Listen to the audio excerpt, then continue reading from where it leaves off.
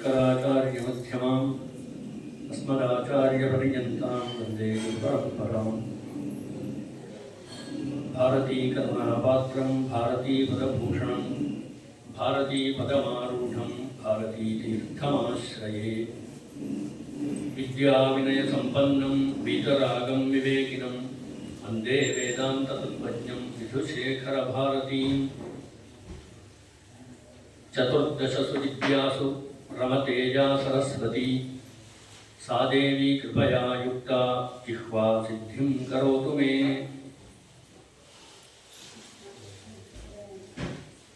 ಪ್ರಥಮವಾಗಿ ದಕ್ಷಿಣಾಮ್ನಾಯ ಶೃಂಗೇರಿ ಶಾರದಾ ಪೀಠದ ಉಭಯ ಜಗದ್ಗುರುಗಳವರ ಚರಣ ಕಮಲಗಳಿಗೆ ಸಾಷ್ಟಾಂಗ ನಮಸ್ಕಾರಗಳನ್ನು ಸಮರ್ಪಿಸುತ್ತಾ, ಅದೇ ರೀತಿ ಚತುರ್ವೇದ ವೇದ್ಯನಾದಂತಹ ಆ ಪರಮಾತ್ಮನನ್ನು ಸ್ಮರಿಸುತ್ತಾ, ನಮ್ಮ ವಿದ್ಯಾ ಗುರುಗಳಿಗೆ ವಂದಿಸುತ್ತಾ, ಇಲ್ಲಿ ನೆರೆದಿರುವಂತಹ ಎಲ್ಲ ಆ ಚತುರ್ವೇದ ವಿದ್ವಾಂಸರುಗಳಿಗೆ ನನ್ನ ನಮಸ್ಕಾರಗಳನ್ನು ಸಮರ್ಪಣೆ ಮಾಡ್ತಾ, ಅದೇ ರೀತಿ ಸಭೆಯಲ್ಲಿರುವಂತಹ ಎಲ್ಲ ಆಸ್ತಿಕ ಬಾಂಧವರಿಗೆ, ಹಿರಿಯರಿಗೆ ನಮಿಸುತ್ತಾ, ಈ ಒಂದು ಶುಭ ಸಂದರ್ಭದಲ್ಲಿ ಈಗ ಶ್ರೀಯುತ ವಿಶ್ವನಾಥ ಭಟ್ ಅವರು ಹೇಳಿದಂತೆ ಆ ಆಧುನಿಕತೆಯ, ಈ ನಾಗರಿಕತೆಯ ಒಂದು ಈ ಜೀವನದ ಸಂದರ್ಭದಲ್ಲಿ ನಮ್ಮ ಈ ನಿತ್ಯ ನೈಮಿತ್ತಿಕ ಕಾಮ್ಯ ಕರ್ಮಗಳ ಅವಶ್ಯಕತೆ ಏನು, ಇದನ್ನು ನಾವು ಯಾಕೆ ಆಚರಣೆ ಮಾಡಬೇಕು ಎಂಬಂತಹ ವಿಷಯದಲ್ಲಿ ನನಗೆ ತಿಳಿದಿರುವಷ್ಟು ಮಟ್ಟಿಗೆ ಒಂದೆರಡು ಮಾತುಗಳನ್ನು ಹೇಳಲಿಕ್ಕೆ ಉದ್ಯುಕ್ತನಾಗಿದ್ದೇನೆ. ಮೊದಲನೇದಾಗಿ ಒಂದು ವಿನಂತಿ ಅನ್ನುವಂದರೆ, ನಾವು ಪಾಠಶಾಲೆಯಲ್ಲಿ ಮಾಡುವಂತಹ ಪಾಠಗಳಿಗೂ ಇಲ್ಲಿ ಈ ಸಾಮಾಜಿಕವಾಗಿ ಬರುವ ಪ್ರಶ್ನೆಗಳು ಬಹಳ ವ್ಯತ್ಯಾಸವಿದೆ. ಯಾಕಂದರೆ ನಾನು ಓದಿರುವಂಥದ್ದು ಈ ವ್ಯಾಕರಣಶಾಸ್ತ್ರವೋ ನ್ಯಾಯಶಾಸ್ತ್ರವೋ, ಇದು ಈ ಪ್ರಶ್ನೆಗಳಿಗೆ ಉತ್ತರವನ್ನು ಕೊಡುವುದಿಲ್ಲ. ಇಂತಹ ಪ್ರಶ್ನೆಗಳಿಗೆ ಉತ್ತರ ಕೊಡಬೇಕಿದ್ರೆ ನಾವು ಪ್ರತ್ಯೇಕವಾಗಿಯೇ ಅದರ ಕುರಿತಾದ ಅಧ್ಯಯನವನ್ನು ಮಾಡಬೇಕಾಗಿರ್ತದೆ. ಆದ್ದರಿಂದ ಮೊದಲಿಗೆ ನಾನು ಇಲ್ಲಿ ಇವರು ಹೇಳುವಾಗ ಹೇಳಿದೆ, ನಮ್ಮ ಗುರುಗಳ ಹತ್ರನೂ ಹೇಳಿದೆ, ಸ್ವಾಮಿ ಬೇರೆ ಬೇಕಾದಷ್ಟು ಜನ ಇದರ ಉಪನ್ಯಾಸಕರು ಅಂತ ಇರ್ತಾರೆ, ಅವರ ಹತ್ರ ಹೇಳಿದರೆ ಅವರು ಬಹಳ ಸೊಗಸಾಗಿ ಉಪನ್ಯಾಸವನ್ನು ಮಾಡ್ತಾರೆ ಲೌಕಿಕವಾಗಿ ಅಂತ. ಆದರೆ ನಮ್ಮ ವಿದ್ಯಾರ್ಥಿಗಳು, ನಮ್ಮ ಪಾಠಶಾಲೆಯ ಮಾಜಿ ಅಧ್ಯಕ್ಷರು ಹೇಳಿದರು, ಅವರು ನಮ್ಮ ಪಾಠಶಾಲೆ ಎಲ್ಲ ಹಳೆ ವಿದ್ಯಾರ್ಥಿಗಳನ್ನು ಸೇರಿಸಿಕೊಂಡು ಮಾಡ್ತಾ ಇದ್ದಾರೆ, ನಮ್ಮ ಪಾಠಶಾಲೆಯವರಾಗಿ ನಾವು ಹೋಗುವುದು ನಮ್ಮ ಕರ್ತವ್ಯ ಅಂತ ಅವರು ಒಂದು ಆದೇಶದ ಥರ ಹೇಳಿದ್ರಿಂದಾಗಿ, ಮತ್ತೆ ಈ ಕುರಿತಾಗಿ ನಾವು ಹೇಳುವುದು, ನಮ್ಗೆ ಗೊತ್ತಿದ್ದಷ್ಟು ಹೇಳುವುದು ನಮ್ಮ ಒಂದು ಕರ್ತವ್ಯ ಅನ್ನೋ ಭಾವನೆಯಿಂದ ಒಂದೆರಡು ಮಾತುಗಳನ್ನು ಹೇಳ್ತಾ ಇದ್ದೇನೆ. ಏನಂದರೆ, ಅವರು ಮೊದಲಿಗೆ ಪ್ರಶ್ನೆಯನ್ನು ಅದೇ ಕೇಳಿದರು, ನಿತ್ಯ ನೈಮಿತ್ತಿಕ ಕಾಮ್ಯ ಕರ್ಮಗಳು ಬೇಕಾ? ಅಂದರೆ ಮೊದಲಿಗೆ ನಾವು ಈ ನಿತ್ಯ ಕರ್ಮ, ನೈಮಿತ್ತಿಕ ಕರ್ಮ, ಕಾಮ್ಯ ಕರ್ಮ ಅಂದರೆ ಏನು, ಇದನ್ನು ತಿಳ್ಕೊಂಡ್ರೆ ಇದು ಬೇಕೋ ಬೇಡೋ ಅನ್ನುವಂತಹ ಪ್ರಶ್ನೆಗೆ ಮತ್ತೆ ಉತ್ತರ ಬರ್ತದೆ. ಆದ್ದರಿಂದ ನಾವು ಮೊದಲನೇದಾಗಿ ತಿಳ್ಕೊಳ್ಬೇಕಾಗಿರುವಂಥದ್ದು, ಮನುಷ್ಯನಾಗಿ ಹುಟ್ಟಿದ ಮೇಲೆ ಅವನಿಗೆ ಒಂದಷ್ಟು ಕರ್ಮಗಳು ಇದ್ದೇ ಇರುತ್ತೆ. ಯಾಕಂದರೆ ನಾನು ಯಾವುದೇ ಕೆಲಸವನ್ನು ಕರ್ಮ ಅಂದರೆ ನಮ್ಮ ಸಾಮಾನ್ಯ ಭಾಷೆಯಲ್ಲಿ ಹೇಳಬೇಕಿದ್ರೆ ಕೆಲಸಗಳು ಅಂತ ಅರ್ಥ. ಸುಲಭವಾಗಿ ನಮ್ಮ ಅರ್ಥ ಆಗುವ ಭಾಷೆಯಲ್ಲಿ ಹೇಳುವುದಿದ್ರೆ, ನಾನು ಯಾವುದೇ ಕೆಲಸವನ್ನು ಮಾಡುವುದಿಲ್ಲ ಅಂತ ಕೂತ್ಕೊಳ್ಳಿಕ್ಕೆ ಯಾರಿಗೂ ಸಾಧ್ಯ ಇಲ್ಲ. ಯಾಕಂದರೆ ಭಗವದ್ಗೀತೆಯಲ್ಲಿ ಹೇಳ್ತಾನೆ, ನಹಿ ಕಶ್ಚಿತ್ ಕ್ಷಣಮಪಿ ಜಾತು ತಿಷ್ಠತ್ಯ ಕರ್ಮಕೃತ. ಒಂದು ಕ್ಷಣವೂ ಕೂಡ ಅಕರ್ಮಕೃತ ಕೆಲಸವನ್ನು ಮಾಡದೆ ನಾನು ಕೂತ್ಕೊಳ್ತೇನೆ ಅಂತ ಹೇಳಿಕ್ಕೆ ಸಾಧ್ಯವಿಲ್ಲ. ಅಥವಾ ಇನ್ನು ಕೆಲವರು ಹೇಳ್ಬೋದು, ನಾನು ಮಾಡದೆ ಕೂತ್ಕೊಳ್ತೇನೆ, ನನಗೆ ಆ ಸಾಮರ್ಥ್ಯ, ನಾನೇನು ಮಾಡುವುದಿಲ್ಲ ಅಂತ ಒಂದು ಅಹಂಕಾರದಿಂದ ಹೇಳ್ಬೋದು. ಅದನ್ನು ಭಗವಂತ ಹೇಳ್ತಾನೆ, ಯದಹಂಕಾರ ಆಶ್ರಿತ್ಯ ನಯೋತ್ಸೆ ಇತಿ ಪುಣ್ಯಸೆ. ಅರ್ಜುನ ನಾನು ಯುದ್ಧ ಮಾಡುವುದಿಲ್ಲ, ಕ್ಷತ್ರಿಯರ ಕರ್ಮ ಅದು ಯುದ್ಧ ಮಾಡುವಂಥದ್ದು, ಧರ್ಮ, ನಾನು ಮಾಡುವುದಿಲ್ಲ ಅಂತ ಹೇಳುವಾಗ ಕೃಷ್ಣ ಹೇಳ್ತಾನೆ, ಯದಹಂಕಾರಮಾಶ್ರಿತ್ಯ ನಯೋತ್ಸೆ ಇತಿ ಮನ್ಯಸೆ. ನಾನು ಯುದ್ಧ ಮಾಡುವುದಿಲ್ಲ ಅಂತ ನೀನೊಂದು ಅಹಂಕಾರದಿಂದ ಹೇಳ್ತಾ ಇದೆಯಲ್ಲ, ಮಿಥ್ಯೈಷ ವ್ಯವಸಾಯಸ್ಥೆ, ಅದು ನಿನ್ನ ಒಂದು ಮಿಥ್ಯಾ ಉದ್ಯಮ, ಅಂದರೆ ಸಾಧ್ಯವಿಲ್ಲದೆ ಇರುವಂತಹ ವಿಫಲ ಪ್ರಯತ್ನ. ಯಾಕೆ? ಪ್ರಕೃತಿ ಸ್ವಾಂ ನಿಯೋಕ್ಷ್ಯತಿ, ಈ ಪ್ರಕೃತಿ ಅನ್ನುವಂಥದ್ದು, ಸ್ವಭಾವ ಅನ್ನುವಂಥದ್ದು ಕರ್ಮದಲ್ಲಿ ನಿನ್ನನ್ನು ತೊಡಗಿಸುವಂತೆ ಮಾಡುತ್ತದೆ. ಆದ್ದರಿಂದ ನಾವು ಈ ಕರ್ಮಗಳನ್ನು ಮಾಡಲೇಬೇಕು. ಹಾಗಿದ್ರೆ ಎಂತಹ ಕರ್ಮಗಳನ್ನು ಮಾಡಬೇಕು ಅಂತ ಕೇಳಿದರೆ ಧರ್ಮ ಸಮ್ಮತವಾಗಿರುವಂತಹ ಕರ್ಮಗಳನ್ನೇ ನಾವು ಮಾಡಬೇಕು. ಅದೇನು ಅಂತ ಕೇಳಿದರೆ ಇದೇ ನಿತ್ಯ ಕರ್ಮಗಳು, ನೈಮಿತ್ತಿಕ ಕರ್ಮಗಳು, ಕಾಮ್ಯ ಕರ್ಮಗಳು. ಈಗ ನಿತ್ಯ ಕರ್ಮ ಅಂತ ಹೇಳಿದರೆ ನಾವು ಉದಾಹರಣೆಗೆ ದಿವಸ ಮಾಡುವಂತಹ ಸ್ನಾನ, ಸಂಧ್ಯಾ ವಂದನೆ, ದೇವರ ಪೂಜೆಗಳು, ಅತಿಥಿ ಸತ್ಕಾರ, ಹಾಗೆ ಗೋವು ಮೊದಲಾದಂತಹ ಪ್ರಾಣಿಗಳಿಗೆ ಆಹಾರಾದಿಗಳನ್ನು ನೀಡುವಂಥದ್ದು, ಇದೆಲ್ಲ ನಿತ್ಯ ಕರ್ಮಗಳಲ್ಲಿ ಸೇರುವಂಥದ್ದು. ಪಾಠೋ ಹೋಮಶ್ಚಾತಿಥೀನಾಂ ಸಪರ್ಯಾದರ್ಪಣಂ ಬಲಿ ಏತೇ ಪಂಚಮಹಾಯಜ್ಞ ಬ್ರಹ್ಮಯಜ್ಞಾದಿ ನಾಮಕಾಹ ಅಂತ ಹೇಳ್ತಾರೆ. ಅಂದರೆ ಪಂಚಮಹಾಯಜ್ಞಗಳು ಅಂತ ನಾವು ಹೇಳ್ತೇವೆ. ಯಜ್ಞ ಅಂದರೆ ಏನೋ ನಾವು ಅಗ್ನಿಕುಂಡವನ್ನು ದೊಡ್ಡದಾಗಿ ಪ್ರತಿಷ್ಠೆ ಮಾಡಿ ಅದರಲ್ಲಿ ಮಾಡುವಂತಹ ಹೋಮ ಅಂತ ಮಾತ್ರ ಅರ್ಥವಲ್ಲ.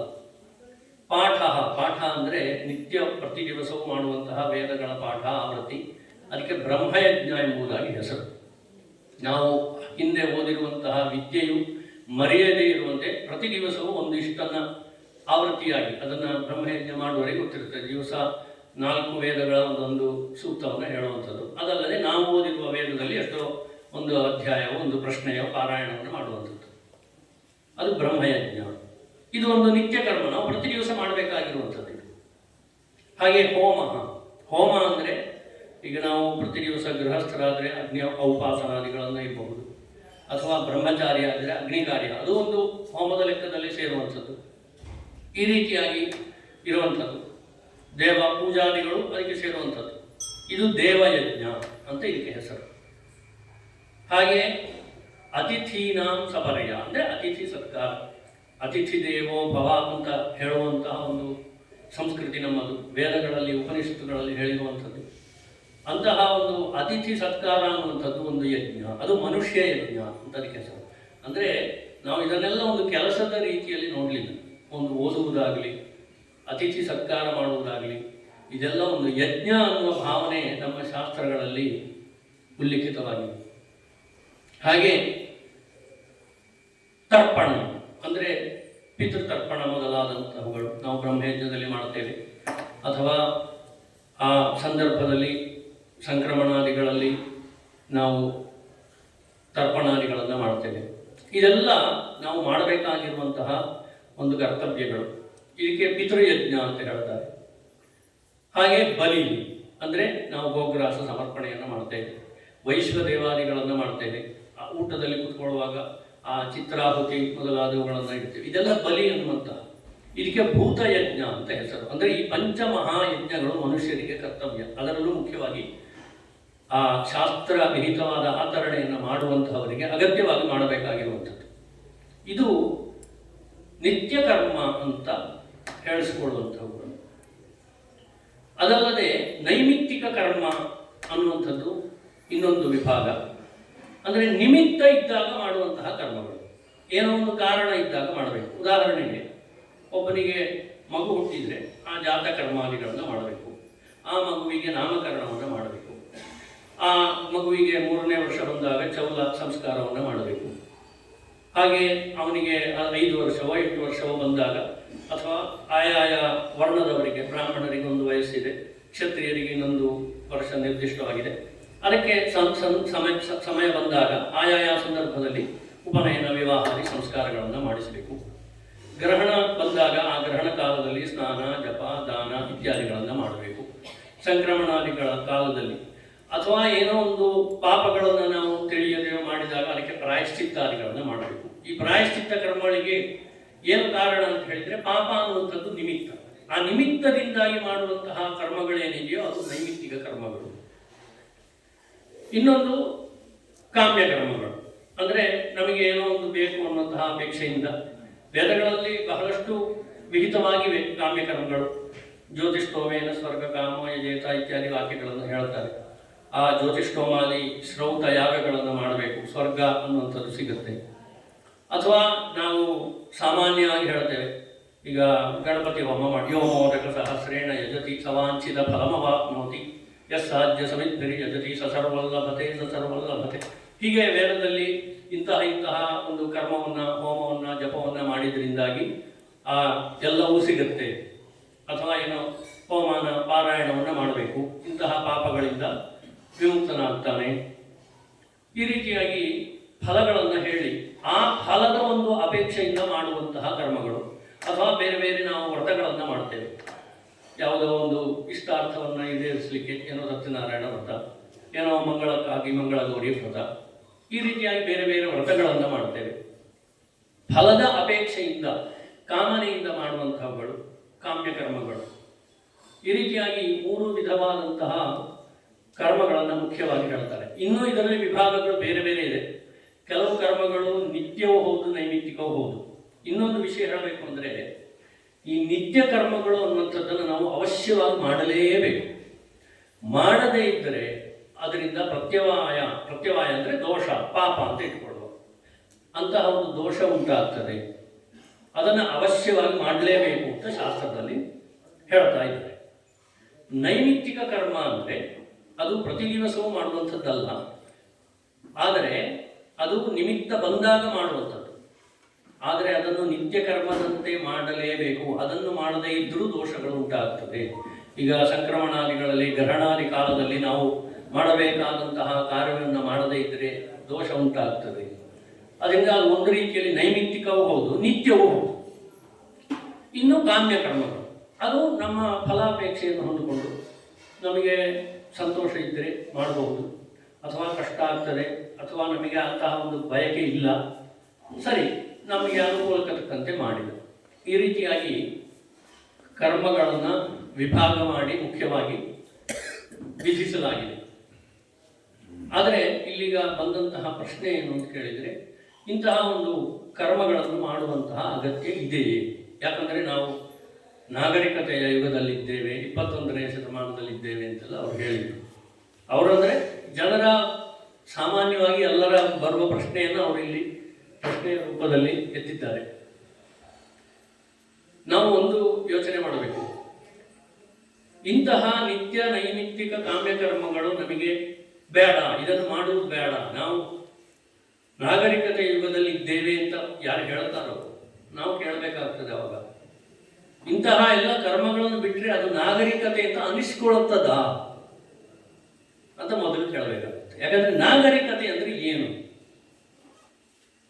ಎಲ್ಲ ಸಂಪತ್ತಿದೆ, ನಾವು ಬೇಕಾದ ಹಾಗೆ ಎಲ್ಲ ಸಂಪತ್ತನ್ನು ಅನುಭವಿಸಿಕೊಂಡು, ಈಗಿನ ಭಾಷೆಯಲ್ಲಿ ಹೇಳ್ಬೇಕಾದ್ರೆ ಎಂಜಾಯ್ ಮಾಡ್ಕೊಂಡು ಇರುವುದೇ ನಾಗರಿಕತೆಯ ಅಂತ ಒಂದು ಪ್ರಶ್ನೆ ಬರ್ತದೆ.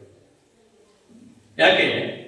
ಈಗ ಶಾಸ್ತ್ರದಲ್ಲಿ ಒಂದು ಮಾತನ್ನು ಹೇಳ್ತಾರೆ, ಏನಂದ್ರೆ ಆಹಾರ ನಿದ್ರಾ ಭಯಮೈಥುನಾನಿ ಸಮಾನಮೇತತ್ ಪಶುಭಿರ್ನರಾಣ ಧರ್ಮೋ ಹಿ ತೇಷಾಂ ಅಧಿಕೋ ವಿಶೇಷ ಧರ್ಮೇಣ ಹೀನಾ ಪಶುಭಿಃ ಸಮಾನ. ನಾನು ಮಧ್ಯದಲ್ಲಿ ಒಂದೆರಡು ಸಂಸ್ಕೃತ ವಾಕ್ಯಗಳನ್ನು ಹೇಳಬೇಕಾಗ್ತದೆ. ಯಾಕಂದರೆ ನಾನು ಕನ್ನಡದಲ್ಲಿ ಹೇಳ್ತಾ ಹೋದರೆ ಏನೋ ಕತೆ ಹೇಳೋದ ಅಂತ ಆಗುತ್ತೆ. ಅದು ಏನಿದೆ, ಯಾಕೆ, ಎಲ್ಲಿ ಇದೆ ಅಂತ ಒಂದು ಹೇಳಿದರೆ ಅದಕ್ಕೆ ಸ್ವಲ್ಪ ಒಂದು ಪ್ರಮಾಣ ಜಾಸ್ತಿ ಇರುತ್ತದೆ. ಅಥವಾ ಕೇಳುವವರಿಗೆ ಹೌದು ಇದನ್ನು ಹೇಳ್ತಾ ಇದ್ದಾರೆ, ಹೀಗಿದೆ ಶಾಸ್ತ್ರದಲ್ಲಿ ಅಂತ ಒಂದು ಬರುತ್ತೆ. ಅದಕ್ಕೋಸ್ಕರ ಹೇಳ್ತಾ ಇದ್ದೇನೆ. ಈ ಆಹಾರ, ನಿದ್ರೆ, ಭಯ ಇವುಗಳೆಲ್ಲ ಪಶುಗಳಿಗೂ ಮನುಷ್ಯರಿಗೂ ಸಮಾನವಾಗಿದೆ. ಆಹಾರ, ಊಟ ಅವುಗಳು ಮಾಡ್ತವೆ, ನಾವು ತಿಂತೇವೆ. ವಸ್ತುತಃ ನಾವು ಊಟ ಮಾಡೋದು, ಅವು ತಿನ್ನೋದು. ಆದರೆ ನಮ್ಮ ಪರಿಸ್ಥಿತಿ ಏನಾಗಿದೆ, ಅವುಗಳು ಊಟ ಮಾಡ್ತವೆ, ನಾವು ತಿಂತೇವೆ ಅನ್ನೋ ಪರಿಸ್ಥಿತಿಯಲ್ಲಿ ಇದ್ದೇವೆ.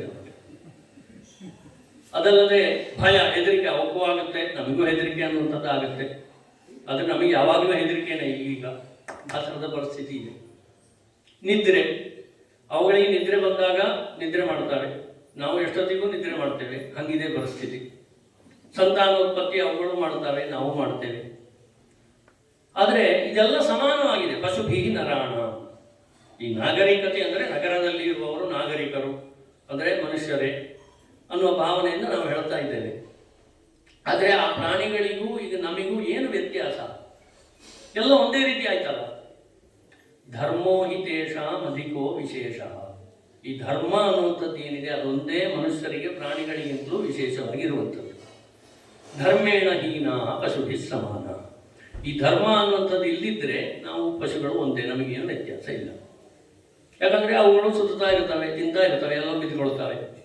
ನಾವು ಏನೋ ಮನೆಯಲ್ಲಿ ಬಿದ್ದುಕೊಳ್ತೇವೆ ಅಷ್ಟೇ, ಅದಕ್ಕೆ ಮಲಗುವುದು ಅಂತ ಹೇಳೋದಿಲ್ಲ. ನಿಜವಾಗಿ ಇದೇ ಪರಿಸ್ಥಿತಿ ಇದೆ. ಹಾಗಾಗಿ ಯಾಕೆ ಬೇಕು ಈ ಕರ್ಮಗಳು ಅಂತ ಕೇಳಿದರೆ, ಈಗ ಉದಾಹರಣೆಗೆ ನಾವು ಎರಡು ರೀತಿಯಲ್ಲಿ ಯೋಚನೆ ಮಾಡ್ಬೋದು. ಒಂದು, ನಮಗೆ ಶಾಸ್ತ್ರ ಪುರಾಣ ಇದೆಲ್ಲ ಬೇಡ, ನಮಗಿದು ಯಾಕೆ ಬೇಕು ಲೌಕಿಕವಾಗಿ ಹೇಳಿ. ನೀವು ಶಾಸ್ತ್ರದಲ್ಲಿ ಹಂಗಿದೆ, ಅದರಿಂದ ಮಾಡಬೇಕು, ಪಾಪ ಬರುತ್ತೆ, ಪುಣ್ಯ, ಅದನ್ನು ದೂರದಲ್ಲಿಟ್ಟು ಇನ್ನೊಂದು ರೀತಿಯಲ್ಲಿ ವಿಚಾರ ಮಾಡಿದರೆ, ಸಾಮಾನ್ಯವಾಗಿ ನಾವು ಏನು ಶಾಸ್ತ್ರದ ಬಗ್ಗೆ ಗೊತ್ತಿಲ್ಲ ನಮಗೆ, ನಾವು ದಿವಸ ಊಟ ಮಾಡ್ತೇವೆ, ಎಲ್ಲ ಅಡಿಗೆ ಮಾಡ್ತೇವೆ, ಮಲಗ್ತೇವೆ, ಯಾರಿಗೋ ಏನೋ ಮಾಡ್ತೇವೆ, ನಾವು ಯಾಕೆ ಮಾಡಬೇಕು ಇದನ್ನ ಅಂತ ಕೇಳಿದರೆ, ಈಗ ನಾನು ಮೊದಲಿಗೆ ಹೇಳಿದೆ ನಿತ್ಯ ಕರ್ಮಗಳು, ನೈಮಿತ್ತಿಕ ಕರ್ಮಗಳು ಅಂತ. ಆ ನಿತ್ಯ ಕರ್ಮಗಳು ಮಾಡುವಾಗ ನಾನು ಏನು ಸಂಧ್ಯಾ ವಂದನೆ ಎಲ್ಲ ಹೇಳಿದೆ, ಇದನ್ನೆಲ್ಲ ಮಾಡಬೇಕು. ಸಂಧ್ಯಾ ವಂದನೆ, ಸ್ನಾನ. ಈಗ ನಾನು ಸ್ನಾನ ಮಾಡುವುದಿಲ್ಲ ಅಂದರೆ ಅದು ನಾಗರಿಕತೆಯ ನಿತ್ಯ ಕರ್ಮದಲ್ಲಿ ಬಂತು. ಅಥವಾ ಈಗ ಪಾಠೋ ಹೋಮಶ್ಚಾತಿಥೀನಾಂ ಸಪರ್ಯ ಎಲ್ಲ ಹೇಳಿದೆ. ಈಗ ಕೆಲವರು ವೇದಶಾಸ್ತ್ರಾದಿಗಳನ್ನು ಓದಿರ್ಬೋದು, ಅಥವಾ ಆಧುನಿಕ ವಿದ್ಯಾಭ್ಯಾಸವೇ ಇರಲಿ, ಅದೊಂದು ನಿತ್ಯ ಕರ್ಮವೇ ಅವನಿಗೆ. ನಾನು ಅದನ್ನು ಮಾಡುವುದಿಲ್ಲ ಅಂತ ಹೇಳಿದರೆ, ನಾನು ಓದುವುದಿಲ್ಲ, ಹಿಂದೆ ಓದಿದ್ದನ್ನು ನಾನು ಆವೃತ್ತಿ ಮಾಡುವುದಿಲ್ಲ, ಪುನಃ ಅದನ್ನು ಅವಲೋಕನ ಚಿಂತನೆ ಮಾಡುವುದಿಲ್ಲ ಅಂತ ಹೇಳಿದರೆ, ಅಥವಾ ಅತಿಥಿ ಸತ್ಕಾರ, ಈಗ ಅತಿಥಿ ಸತ್ಪರ್ಯ ಅಂತ ಹೇಳಿ ಆಯಿತು, ನಿತ್ಯ ಕರ್ಮದಲ್ಲಿ ಸೇರುವಂಥದ್ದು. ಎಷ್ಟರ ಮಟ್ಟಿಗಿದೆ ಅಂತ ಹೇಳಿದರೆ, ನಾವು ಧರ್ಮಶಾಸ್ತ್ರಗಳನ್ನು ತೆಗೆದು ನೋಡಿದರೆ ಗೊತ್ತಾಗ್ತದೆ. ಮಧ್ಯಾಹ್ನದ ಸಮಯದಲ್ಲಿ ಯಾರು ಅತಿಥಿಗಳು ಬಾರದೇ ಇದ್ದರೆ ಮನೆಗೆ ನಾವು ಕರೆದು ಸತ್ಕಾರ ಮಾಡಬೇಕು, ಯಾರು ಸಿಗಲಿಲ್ಲ ಒಂದು ದಿವಸ, ನಾವು ಊಟ ಮಾಡುವ ಮುಂಚೆ ಯಾರಾದರೂ ಅತಿಥಿಗಳು ಬರ್ತಾರಾ ಅಂತ ಬಾಗಿಲಲ್ಲಿ ನಿಂತು ಒಂದು ಕ್ಷಣ ನೋಡಿ ಮತ್ತೆ ಊಟ ಕೂತ್ಕೊಳ್ಬೇಕು ಅಂತ ಧರ್ಮಶಾಸ್ತ್ರದಲ್ಲಿ ಇರುವಂತಹ ವಿಚಾರ. ಹಾಗಿದ್ರೆ ಇಂತಹ ಒಂದು ಅತಿಥಿ ಸತ್ಕಾರವನ್ನು ನಾವು ಮಾಡುವುದಿಲ್ಲ. ಅಥವಾ ಈಗ ಹೇಗಿದೆ ಅಂದರೆ, ಮನೆಯಲ್ಲಿ ಯಾರೋ ಬಂದು ಬಾಗಿಲು ಕಟ್ಟಿದ್ರೆ ಕಿಟಕಿಯಿಂದ ನೋಡಿ ಅವರಿಲ್ಲ ಹೇಳುವ ಪರಿಸ್ಥಿತಿಯಲ್ಲಿ ಇದ್ದೇವೆ. ಹೀಗಿದ್ದ ಮೇಲೆ ಇದು ನಾಗರಿಕತೆಯ ಅಂತ ಪ್ರಶ್ನಿಸಬೇಕಾಗ್ತದೆ. ನಮ್ಮ ಶಾಸ್ತ್ರಗಳು ನಾವು ಏನು ಹೇಳ್ತೇವೆ, ಎಲ್ಲ ಈಗ ಶಾಸ್ತ್ರಗಳು ಪುರಾಣಗಳು ಅದೆಲ್ಲ ಯಾವುದೋ ಕಾಲ ಅಂತ ಹೇಳಿದರೆ, ಶಾಸ್ತ್ರದಲ್ಲಿ ಯಾಕೆ ಹೇಳಿದ್ದಾರೆ ಇದನ್ನೆಲ್ಲ? ಸಮಾಜದ ಒಂದು ಸ್ಥಿತಿಗೋಸ್ಕರ, ವ್ಯವಸ್ಥೆಗೋಸ್ಕರ ಹೇಳಿರುವಂಥದ್ದು. ಸುಮ್ಮನೆ ಏನೇನೋ ಮೂಢನಂಬಿಕೆಯ ರೀತಿಯಲ್ಲಿ ಶಾಸ್ತ್ರದಲ್ಲಿ ಯಾವುದನ್ನು ಬರೀಲಿಲ್ಲ. ನಾವು ಇದನ್ನು ತಿಳಿದುಕೊಳ್ಬೇಕು. ಒಬ್ಬರು ಮನೆಗೆ ಬಂದ ಅತಿಥಿಗೆ ನೀರನ್ನು ಕೊಟ್ಟು ಊಟವನ್ನು ಕೊಟ್ಟು ಅವನ ಸತ್ಕಾರ ಮಾಡುವುದು ಮೂಢನಂಬಿಕೆ ಅಂತಾದರೆ ಮತ್ತೆ ನಾಗರಿಕತೆ ಯಾವುದು ಅಂತ ಕೇಳಬೇಕಾಗುತ್ತೆ. ಇದು ನಿತ್ಯ ಕರ್ಮಗಳು ನಾವು ಪಂಚಮಹಾಯಜ್ಞಗಳಲ್ಲಿ ಸೇರಿಸುವಂಥದ್ದು, ಅಥವಾ ಒಂದು ಗೋವಿಗೆ ಅನ್ನವನ್ನು ಕೊಡುವಂಥದ್ದು, ಭೂತಯಜ್ಞ ಅಂತ ನಾವು ಏನು ಹೇಳಿದ್ವಿ. ಇದನ್ನೆಲ್ಲ ನಾವು ಮಾಡುವುದಿಲ್ಲ ಅಂತ ಹೇಳಿದರೆ ನಿಮ್ಮ ನಾಗರಿಕತೆಗೆ ಏನು ಅರ್ಥ ಬಂತು? ಅದಲ್ಲದೆ ಮತ್ತೊಂದು ನಾವು ಏನು ಹೇಳಬೇಕಾಗುತ್ತೆ, ಈ ನೈಮಿತ್ತಿಕ ಕರ್ಮಗಳು ಅಂತ. ಈ ಉದಾಹರಣೆಗೆ ಒಬ್ಬ ಶಿಶುವಿಗೆ ಹುಟ್ಟಿದಾಗಿನಿಂದ ನಾವು ಮರಣದ ಪರ್ಯಂತ ಮಾಡುವ ಬೇರೆ ಬೇರೆ ಸಂಸ್ಕಾರಗಳಿವೆ. ಇದೆಲ್ಲ ಆಯಾಯ ನಿಮಿತ್ತ ಬಂದಾಗ ಮಾಡುವಂಥದ್ದು. ಅಲ್ಲೆಲ್ಲ ಶಾಸ್ತ್ರದಲ್ಲಿ ಇಂತಹ ಕರ್ಮಗಳನ್ನೆಲ್ಲ ನೈಮಿತ್ತಿಕ ಕರ್ಮ ಅಂತ ಪರಿಗಣನೆ ಮಾಡಿದ್ದಾರೆ ಅಂತ ಇದೆ. ಈ ಉದಾಹರಣೆಗೆ ಒಬ್ಬನಿಗೆ ನಾಮಕರಣ ಮಾಡಬೇಕು. ನಾನು ನನ್ನ ಮಗನಿಗೆ ನಾಮಕರಣ ಮಾಡಲ್ಲ, ಅದೆಲ್ಲ ಯಾವುದೋ ಹಳೆ ಕಾಲದ ಕಥೆ ಅಂತ ನಾವು ಕೂತ್ಕೊಳ್ಳಿಕ್ಕೆ ಸಾಧ್ಯ ಇದೆಯಾ? ನಾನಿದು ಸಾಮಾನ್ಯ ತೀರಾ ಲೌಕಿಕವಾಗಿ ಹೇಳ್ತಾ ಇರುವಂಥದ್ದು, ಶಾಸ್ತ್ರತೆ ಹೇಳ್ತಿರೋದಲ್ಲ. ನಾಮಕರಣ ಮಾಡಲ್ಲ, ಹೆಸರು ಏನೋ ಈಗೆಲ್ಲ ಇದೆಯಲ್ಲ, ಮಗ ಬಾರ ಇಲ್ಲಿ, ಈಗೆಲ್ಲ ಭಾಷೆ ಅದು. ಎಲ್ಲರೂ ಮಗ ಅಂತ ಕರೆದ್ಬಿಟ್ರೆ ಆಯ್ತು, ಮಚ್ಚ ಅಂತ ಕರೆದ್ಬಿಟ್ರೆ ಈಗಿನ ಭಾಷೆ ಆಯ್ತು. ಇದು ಈಗಿನ ಒಂದು ನಾಗರಿಕತೆಯ ಪ್ರಭಾವ ಆಗಿದೆ. ಎಷ್ಟು ಒಂದು ಪರಿಶುದ್ಧವಾಗಿ ನಿಜವಾಗಿ ನಾಮಕರಣ ಅಂತ ಹೇಳ್ತೇವೆ, ಆ ನಾಮಕರಣ ವಿಷಯದಲ್ಲಿ ಎಷ್ಟು ವಿಚಾರಗಳು ಶಾಸ್ತ್ರದಲ್ಲಿ ವಿಹಿತವಾಗಿವೆ. ದಶಮ್ಯುತ್ತರ ಕಾಲಂ ಪುತ್ರಸ್ಯ ಜಾತಸ್ಯ ಪಿತಾ ನಾಮ ಕುರ್ಯಾತ್. 10ನೇ ದಿವಸದ ನಂತರ 11, 12 ಅಥವಾ ಬೇರೆ ಬೇರೆ ಸಮಯಗಳಲ್ಲಿ ನಾಮಕರಣವನ್ನು ಮಾಡಬೇಕು. ಹೇಗೆ? ಘೋಷವದಾದ್ಯಂತರಂತಸ್ಥಂ ವ್ಯಕ್ಷರಂ ಚತುರಕ್ಷರಂ ವಾ ನಾಮ ಕುರ್ಯಾತ್. 2 ಅಕ್ಷರ ಅಥವಾ 4 ಅಕ್ಷರದ ಹೆಸರನ್ನು ಮಾಡಬೇಕು. ಅಲ್ಲಿ ಘೋಷ ಪ್ರಯತ್ನ, ಹೀಗೆಲ್ಲ ಪ್ರಯತ್ನಗಳಿದೆ. ಅಂತಹ ವರ್ಣಗಳಿರುವ ನಾಮಕರಣವನ್ನು ಮಾಡಬೇಕು. ತ್ರಿಪುರುಷಾನುಕಂ ಅನರಿ ಪ್ರತಿಷ್ಠಿತಂ ತದ್ಧಿ ಪ್ರತಿಷ್ಠಿತಮಂ ಭವತಿ. ತ್ರಿಪುರುಷಾನುಗ, ನಮ್ಮ 3 ತಲೆಮಾರಿನವರ ಹೆಸರನ್ನು ಸೂಚಿಸುವಂಥ ಹೆಸರಿರಬೇಕು. ಹಾಗಾಗಿ ಹಿಂದಿನವರೆಲ್ಲ ನೋಡಿರ್ಬೋದು, ಅಜ್ಜನ ಹೆಸರು ಅಥವಾ ಅಪ್ಪನ ಹೆಸರನ್ನು ಸೇರಿಸಿ. ಈಗ ಕೆಲವು ಕಡೆ ಉತ್ತರ ಕರ್ನಾಟಕದಲ್ಲೆಲ್ಲ ಇದೆ, ವೆಂಕಟರಮಣ ಗಣಪತಿ ಭಟ್ಟ, ಅಪ್ಪನ ಹೆಸರು ಗಣಪತಿ ಇದ್ದಿದ್ರೆ ಅದನ್ನು ಸೇರಿಸ್ತಾರೆ. ಇದಕ್ಕೆಲ್ಲ ಶಾಸ್ತ್ರ ಸಮ್ಮತಿ ಇದೆ. ಅಷ್ಟು ಪ್ರಶಸ್ತವಾಗಿರುವಂಥದ್ದು ನಾಮಕರಣ ಅಂದರೆ. ಸುಮ್ಮನೆ ಏನೋ ಒಂದು ವ್ಯವಹಾರಕ್ಕೆ ನಾನು ಹೆಸರು ಕರಿಬೇಕು, ಏನೋ ಒಂದು ಹೆಸರು ಕರೆದ ಅಂತ ಅಲ್ಲ. ಇದೆಲ್ಲ ನೈಮಿತ್ತಿಕವಾದ ಕರ್ಮಗಳು. ಇದನ್ನು ನಾವು ಬಿಡಲಿಕ್ಕೆ ಸಾಧ್ಯವಾ? ಈಗೇನಾಗಿದೆ, ಹೆಸರು ಅಂದರೆ ಏನೋ ಹೊಸದಾಗಿರಬೇಕು, ಅದಕ್ಕೆ ಅರ್ಥ ಇರಬಾರದು, ಆ ಥರದ ಪರಿಸ್ಥಿತಿಯಲ್ಲಿ. ಅದಲ್ಲದೆ ಸೀಮಂತವನ್ನಯನ ಅಂತ ಮಾಡ್ತಾರೆ. ನಾವೆಲ್ಲ ಬೈಕೆ ಮನೆ ಅಂತೇವೆ, ನಮ್ಮ ಗ್ರಾಮ್ಯ ಭಾಷೆ ಇದೆ, ಹಳ್ಳಿಯ ಭಾಷೆ ಇದೆ. ಒಬ್ಬಳು ಸ್ತ್ರೀ ಆದವಳು ಗರ್ಭವತಿಯಾದಾಗ ಆ ಮಗುವಿಗೆ ಒಳಗೆ ಸಂಸ್ಕಾರ ಆಗಬೇಕು. ಅವಳಿಗೆ ಏನೇನೋ ಆ ಸಮಯದಲ್ಲಿ ಅಪೇಕ್ಷೆಗಳಿರ್ತಾರೆ. ಹಾಗಾಗಿ ಅವಳಿಗೊಂದು ಹೊಸ ವಸ್ತ್ರವನ್ನೆಲ್ಲ ನೀಡಿ ಆ ಹೋಮಾದಿಗಳನ್ನು ಮಾಡಿ ಗಂಡ ಅವಳ ಸೀಮಂತ, ಅದು ಶ್ರೀಮಂತ ಏನೇನೋ ಆಗಿದೆ ಆ ಶಬ್ದಕ್ಕೆ. ಈಗ ಶಬ್ದಗಳು ಬದಲಾಗಿದೆ. ಕೆಲವರು ಅವಳಿಗೆ ಶ್ರೀಮಂತ ಆಯ್ತಾ ಹೇಳ್ತಾರೆ. ಸೀಮಂತ ಅಂದ್ರೆ ಸೀಮಂತ ಕೇಶವೇಶೆ ಅಂತ ಸೂತ್ರ ಇರುವುದು. ಕೇಶವೇಶ ಅಂದ್ರೆ ಕೇಶದ ಅಲಂಕಾರ, ಅಂದ್ರೆ ಆ ಬೈತಲೆಯನ್ನು ತೆಗೆದು ಅದಕ್ಕೆ ನಿಯಮ ಎಲ್ಲ ಇದೆ. ಮುಳ್ಳು ಹಂದಿಯ ಮುಳ್ಳಿನಿಂದ ತ್ರೇಣ್ಯ ಶಲಲ್ಯ ಅಂತ ಕೃತ್ಯ ಸೂತ್ರದಲ್ಲಿ 3 ಬಿಳಿಯ ಗುರುತಿರುವಂತಹ ಆ ಮುಳ್ಳಿನಿಂದ ಆ ಕೇಶವನ್ನ ಅಲಂಕಾರ ಮಾಡಬೇಕು ಗಂಡನಾದ. ನಾವು ಮಾಡುವುದಿಲ್ಲ ಅಂತ ಹೇಳಿದ್ರೆ ಆ ಒಂದು ಶಿಶುವಿಗೆ, ಆ ಸ್ತ್ರೀಗೆ ಯಾವುದೇ ಒಂದು ಸಂಸ್ಕಾರ ಇಲ್ಲ ಆಗ್ತದೆ. ಈ ಸಂಸ್ಕಾರ ಇರುವುದೇ ನಾಗರಿಕತೆಯ. ನಾವು ಬೈತೇವೆ ಅವನಿಗೆ ಸಂಸ್ಕಾರ ಇಲ್ಲ ಅಂತ. ಅಂದ್ರೆ ನಾಗರಿಕತೆ ಅಂದ್ರೆ ಇದೆಯಾ? ಎಲ್ಲವನ್ನು ಬಿಟ್ಟು ಬಿಟ್ಟು ಹೇಗೆ ಬೇಕು ಹಾಗೆ ಇರುವುದೇ ನಾಗರಿಕತೆ ಅಂತ ಆದರೆ ಅವಾಗ ಇದು ಯಾವುದು ಬೇಕಾಗ್ತದೆ? ನಾಗರಿಕತೆ ಯುಗದಲ್ಲಿ ನಾವಿದ್ದೇವೆ, ಇದೆಲ್ಲ ಬೇಕು ಅಂತ ಕೇಳಿದರೆ ಅದನ್ನು ನಾವು ಒಪ್ಕೊಳ್ಳೋದಿದ್ರೆ, ನಾವು ಇದೇ ನಮ್ದು ನಾಗರಿಕತೆ ಎಂದು ಒಪ್ಕೊಳ್ಳೋದಿದ್ರೆ ಯಾವುದು ಬೇಕಾಗಿಲ್ಲ. ನಾನು ಬೇಕೋ ಬೇಡೋ ಅಂತ ಹೇಳ್ತಿಲ್ಲ, ತೀರ್ಮಾನ ನಾವೇ ಮಾಡಬೇಕು. ವಿಷಯ ಹೀಗಿದೆ, ಬೇಕೋ ಬೇಡೋ ಅಂತ ನೀವು ತೀರ್ಮಾನ ಮಾಡಿಕೊಳ್ಳಿ, ನಿಮ್ಮಲ್ಲೇ ವಿಚಾರ ಮಾಡಿಕೊಳ್ಳಿ. ಯಾಕಂದ್ರೆ ವಿಚಾರ ಮಾಡುವ ಸಾಮರ್ಥ್ಯ ಎಲ್ರಿಗೂ ಇದೆ. ಈಗ ಎಷ್ಟರ ಮಟ್ಟಿಗೆ ಆಗಿದೆ ಅಂತ ಕೇಳಿದರೆ, ಬೇಕೋ ಬೇಡೋ ಅನ್ನೋ ವಿಚಾರದಲ್ಲಿ ನಾನು ಹೇಳ್ತಾ ಇದ್ದೇನೆ. ಈ ಸೀಮಂತವನ್ನು ಮಾಡುವಾಗ ನಾನು ಕೆಲವರು ಹೇಳೋದು ಕೇಳಿದ್ದೇನೆ, ಸೀಮಂತ ನಮ್ಮಲ್ಲೆಲ್ಲ ಸಂಪ್ರದಾಯ ಇಲ್ಲ, ಹೋಮ ಗೀಮ ಎಲ್ಲ ಮಾಡಲೇಬಾರದು, ಮಾಡಿದರೆ ಏನೋ ಅನರ್ಥ ಆಗ್ಬಿಡುತ್ತೆ ಅನ್ನುವಂಥ ಒಂದು ಭ್ರಾಂತಿಗೆ ನಾವು ಹೋಗಿದ್ದೇವೆ. ಕೆಲವರು ನಾನು ಹೇಳೋದು ಕೇಳಿದ್ದೇನೆ, ಮಾಡಬಾರ್ದು, ಸೀಮಂತ ಎಲ್ಲ ಮಾಡಿದರೆ ಏನೋ ತೊಂದರೆ ಆಗುತ್ತೆ ನಾಳೆ. ಆ ಸೀಮಂತ ಅನ್ನುವಂಥದ್ದು, ವಿಷ್ಣು ಬಲಿ ಅನ್ನುವಂಥದ್ದು ಸುಖ ಪ್ರಸವ ಆಗಲಿ ನಾಳೆ ಅನ್ನುವ ಉದ್ದೇಶದಿಂದ ಮಾಡುವಂಥದ್ದು, ಗರ್ಭ ರಕ್ಷಣೆಗಾಗಿ ಮಾಡುವಂಥದ್ದು. ಇದನ್ನೆಲ್ಲ ಬಿಟ್ಬಿಟ್ಟು ಅದೆಲ್ಲ ಮಾಡಬಾರ್ದು, ಬೈಕೆ ಮನೆ ಅಂದರೆ ಸುಮ್ಮನೆ ಆರತಿ ಮಾಡೋದು, ಉಡುಗೊರೆ ಕೊಡೋದು, ಅವಳಿಗೇನೋ ಭಕ್ಷ್ಯ ಭೋಜ್ಯ ಕೊಟ್ಟುಬಿಟ್ರೆ ಮುಗೀತು ಅನ್ನೋ ಭಾವನೆಯಲ್ಲಿದ್ದೇವೆ. ಈ ಥರ ಭ್ರಾಂತಿಯಲ್ಲಿ ಔಪಾಸನೆ, ಎಷ್ಟು ಜನ ಔಪಾಸನೆ, ನಿತ್ಯ ಔಪಾಸನೆಯನ್ನು ಮಾಡಿದರೆ ಯಾವನೊಬ್ಬ ಮದುವೆ ಆದ ತಕ್ಷಣ ಆಕ್ಷೇಪ ಮಾಡೋರಿದ್ದಾರೆ. ಅವನೇನೋ ದಿವಸ ಏನೋ ಅಗ್ನಿ ಇಟ್ಟು ದಿವಸ ಬೆಳಿಗ್ಗೆ ಸಂಜೆ ಏನೋ ಹೋಮ ಮಾಡ್ತಾನೆ, ಅದು ಏನೋ ಅಂತ ಹೇಳಲಿಕ್ಕೆ ಅವಳಿಗೆ ಬರುವುದಿಲ್ಲ. ಆದರೂ ಅದೇನು ಉಪಾಸನೆ ಅಂತ ಇದ್ದದೋ ಆ ಥರ ಎಲ್ಲ ಮಾಡಿ ಅದರಿಂದ ಏನೋ ತೊಂದರೆ ಬಂದರೆ ಅದಕ್ಕೆ ತಾಗಿಸಿಬಿಡು, ಅವನು ಮಾಡ್ತಿದ್ದಾನಲ್ಲ ಅದರಿಂದಾಗಿ ನಮಗೆ ಈಗ ತೊಂದರೆ ಬರ್ತಾವ. ಎಲ್ಲಿಯ ಮೂರ್ಖತನ ಅಂದರೆ ಇಷ್ಟು ಭ್ರಾಂತಿಯಲ್ಲಿದ್ದೇವೆ ನಾವು. ನಿಜವಾಗಿ ಈ ವಿಚಾರಗಳ ಪ್ರಶ್ನೆ ಅವರು ಕೇಳಿದ್ದು ಉಂಟಲ್ಲ, ನಿಮಿತ್ತ ನೈಮಿತ್ತಿಕ ಕರ್ಮಗಳು ಅಂದರೆ ಈ ಥರದ ಭ್ರಾಂತಿ. ಇದೆಲ್ಲ ನೈಮಿತ್ತಿಕ ಕರ್ಮ. ಹಾಗೆ ನಮ್ಮ ಮಗನಿಗೆ ಮದುವೆ ಮಾಡುವುದಿಲ್ಲ, ಅದು ಒಂದು ನೈಮಿತ್ತಿಕ ಕರ್ಮದಲ್ಲಿ ಸೇರಿರುವಂಥದ್ದು. ಆದ್ದರಿಂದ ಈ ಥರದ ಒಂದು ಭ್ರಾಂತಿಯನ್ನು ನಾವು ಬಿಡಬೇಕು.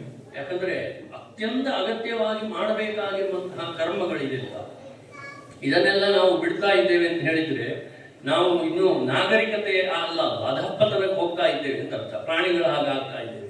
ಅಥವಾ ಯಾವುದೋ ಕಾಡಿನಲ್ಲಿ ಯಾವುದೇ ಆಚಾರ ಧರ್ಮಶಾಸ್ತ್ರಗಳಿಲ್ಲದ ಮನುಷ್ಯರು, ಕಾಡು ಮನುಷ್ಯರು ಅಂತ ನಾವು ಹೇಳ್ತಿಲ್ಲ, ಅವರಿಗೆ ಸಮಾನ ಆಗ್ತಾ ಇದ್ದೇವೆ ನಾವು. ಬರೀ ವೇಷಭೂಷಣದಲ್ಲಿ ಒಂದು ಅದು ಪೂರ್ತಿ ಹೋಗ್ತಾ ಇದೆ. ಈಗ ನಿಜವಾಗಿ ಕಾಡು ಮನುಷ್ಯರಿಗೂ ಹೆಚ್ಚು ಏನು ವ್ಯತ್ಯಾಸ ಇಲ್ಲ ಈಗಿನ ವೇಷಭೂಷಣ. ಆದರೂ ಹೇಳ್ತಾ ಇದ್ದೇವೆ ನಾವು, ಅದರಲ್ಲೊಂದು ಅಭಿವೃದ್ಧಿ ಅಂತ ನಾವು ಹೇಳ್ತಾ ಇದ್ದೇವೆ. ಅಷ್ಟು ಬಿಟ್ಟರೆ ಬೇರೆ ಯಾವುದರಲ್ಲೂ ಇರಲಿಕ್ಕೆ ಸಾಧ್ಯ ಇಲ್ಲ. ಈ ನಾಗರಿಕತೆ ಅಂತ ಹೇಳುವಂಥದ್ದು ನಿಜವಾಗಿ ನಮ್ಮ ಧರ್ಮವನ್ನು ಅವಲಂಬಿಸಿಕೊಂಡೇ ಇರುವಂಥದ್ದು. ಅದನ್ನು ಬಿಟ್ಟರೆ, ಈ ನಿತ್ಯ ನೈಮಿತ್ತಿಕ ಕಾಮ್ಯ ಕರ್ಮಗಳನ್ನು ಬಿಟ್ಟರೆ ನಾಗರಿಕತೆಯೇ ಅಲ್ಲ. ಆಮೇಲೆ ಈ ಕಾಮ್ಯ ಕರ್ಮಗಳು ನಮಗೇನೋ ತೊಂದರೆ ಬಂದಾಗ ನಾವೇನೋ ಸಂಕಲ್ಪ ಮಾಡಿ ಯಾವುದೋ ವ್ರತವನ್ನೋ, ಗಣಪತಿ ವ್ರತವನ್ನೋ, ಸತ್ಯನಾರಾಯಣ ವ್ರತವನ್ನೋ, ಇನ್ಯಾವುದೋ ಹೋಮವನ್ನೋ ಮಾಡ್ತಾ ಇದ್ದೇವೆ. ಅಂದರೆ ಕೆಲವೊಮ್ಮೆ ಅದರಲ್ಲಿ ಶಾಸ್ತ್ರೀಯವಾದ ವಿಚಾರಗಳನ್ನ ಸ್ವಲ್ಪ ಬೇರೆ ಥರ ಮಾಡುವ. ಸಾಮಾನ್ಯವಾಗಿ ಹೇಳೋದಿದ್ರೆ, ಈಗ ನಮಗೆ ಯಾವುದೋ ಒಬ್ಬ ಏನೋ ಸಹಕಾರ ಮಾಡಿದ, ಅವನಿಗೆ ನಾವೊಂದು ಕೃತಜ್ಞತೆ ಹೇಳುವಂಥದ್ದು ಲೋಕದಲ್ಲಿ ಸಾಮಾನ್ಯವಾಗಿ. ಅದೇ ರೀತಿ ಭಗವಂತನ ಅನುಗ್ರಹದಿಂದ ನಮಗೇನೋ ಒಂದು ಕಾರ್ಯ ಸಫಲವಾಯಿತು, ಅದಕ್ಕೋಸ್ಕರ ಆ ಕೃತಜ್ಞತಾ ರೂಪದಲ್ಲಿ ನಾವೇನೋ ಒಂದು ವ್ರತವನ್ನು, ಹೋಮವನ್ನು ಮಾಡಿಸ್ತಾ ಇದ್ದೇವೆ. ಇದು ಬೇಡ ಅಂತ ಹೇಳಿದರೆ ನಾವು ಏನು ಹೇಳಬೇಕು? ನಾವು ಯೋಚನೆ ಮಾಡಬೇಕು. ಈಗ ನಾವು ಸಂಸಾರಿಗಳಾಗಿ ಗೃಹಸ್ಥರಾಗಿ ಎಷ್ಟು ವ್ರತ ಮಾಡ್ತೇವೋ ಬಿಡ್ತೇವೋ ಗೊತ್ತಿಲ್ಲ, ಆದರೆ ನಾವು ಶೃಂಗೇರಿಯಲ್ಲಿ ಬಂದು ಜಗದ್ಗುರುಗಳ ಒಂದು ವರ್ಷದ ಕಾರ್ಯಕ್ರಮಗಳನ್ನು ನಾವು ಗಮನಿಸಿದರೆ ಗೊತ್ತಾಗ್ತದೆ. ಬಹುಶಃ ಅನೇಕ ಜನರಿಗೆ ಗೊತ್ತಿರಲಿಕ್ಕಿಲ್ಲ. ನಾವು ಗೃಹಸ್ಥರು ಮಾಡುವುದಕ್ಕಿಂತ ಹೆಚ್ಚಿನ ಎಲ್ಲ ವ್ರತಗಳನ್ನು ಜಗದ್ಗುರುಗಳವರು ಮಾಡ್ತಾರೆ, ಸನ್ಯಾಸಿಗಳಾಗಿದ್ದುಕೊಂಡು. ಅವರಿಗೇನೋ ಇದು ಕಾಮ್ಯಕರ್ಮ ಅಂದರೆ ಅವರಿಗೇನೋ ಅಪೇಕ್ಷೆ ಇಲ್ಲ. ಯಾಕಂದರೆ ಸರ್ವಸಂಗ ಪರಿತ್ಯಾಗಿಗಳಾಗಿ ನನಗೆ ಯಾವುದು ಈ ಲೋಕದ ಸಂಬಂಧ ಬೇಡ ಅಂತ ಇದ್ದವರು ಭಕ್ತ ಜನರ ನಮ್ಮಂತಹವರ ಒಳಿತಿಗೋಸ್ಕರ ನಾವು ನೋಡಿದರೆ ಈಗ ಆ ಶ್ರಾವಣ ಮಾಸ ಶುರುವಾಯಿತು ಅಂದರೆ ಎಲ್ಲ ವ್ರತಗಳನ್ನು ಜಗದ್ಗುರುಗಳು ಮಹಾಸ್ವಾಮಿಗಳವರು ಮಾಡ್ತಾರೆ. ನಾವು ಗಣಪತಿ ವ್ರತ ಮಾಡ್ತಾರೆ, ಕೃಷ್ಣಾಷ್ಟಮಿ ಮಾಡ್ತಾರೆ, ಉಮಾಮಹೇಶ್ವರ ವ್ರತ, ಶಿವರಾತ್ರಿಯಲ್ಲಿ ಒಂದು ರಾತ್ರಿ ಇಡೀ ಜಾಗರಣೆ, ನವರಾತ್ರಿ, ಇದೆಲ್ಲ ಹೇಳಲಿಕ್ಕೆ ಸಾಧ್ಯ ಇಲ್ಲ. ಆಮೇಲೆ ಕೇದಾರ ವ್ರತ, ವಾಮನ ಜಯಂತಿ, ಯಾವ ವಿಶೇಷ ಸಂದರ್ಭ ಇರಲಿ ಗುರುಭವನದಲ್ಲಿ ಒಂದು ವಿಶೇಷವಾದಂತಹ ಪೂಜೆ ಇದ್ದೇ ಇರುತ್ತೆ. ಏನಾಗುತ್ತೆ ಜಗದ್ಗುರು ಮಹಾಸ್ವಾಮಿಗಳವರಿಗೆ? ಅವರಿಗೇನೋ ಯಾವುದರ ಅಪೇಕ್ಷೆ ಇಲ್ಲ. ಅಂದ್ರೆ ಏನು? ಇಂತಹ ಕರ್ಮವನ್ನು ಬಿಡಬಾರದು ಅನ್ನುವಂತಹ ಒಂದೇ ಭಾವನೆ. ಆದ್ದರಿಂದ ನಾವು ಗೃಹಸ್ಥರಾಗಿದ್ದುಕೊಂಡು ಸಂಸಾರಿಗಳಾಗಿದ್ದುಕೊಂಡು ಎಷ್ಟು ನಾವು ಇದನ್ನು ಆಚರಿಸಬೇಕು? ಈಗ ಇದು ಬೇಕಾ ಅಂತ ಕೇಳುವಂಥದ್ದು ಎಷ್ಟು ಸಮಂಜಸ ಅಂದರೆ ನಮ್ಮ ಮನಸ್ಥಿತಿಯನ್ನು ಅದು ತೋರಿಸ್ತಾ ಇದೆ. ಇದು ಸಾಮಾನ್ಯವಾಗಿ ಈಗ ಲೌಕಿಕವಾಗಿ ನಾವು ಹೇಳೋದಿದ್ರೆ, ಮತ್ತೆ ಈಗ ಈ ಥರದ್ದು ನಮಗೆ ಮಾತ್ರವಲ್ಲ, ಶಾಸ್ತ್ರೀಯವಾಗಿಯೂ ಇಂತಹ ಅನೇಕ ಪ್ರಶ್ನೆಗಳು ಬರ್ತವೆ.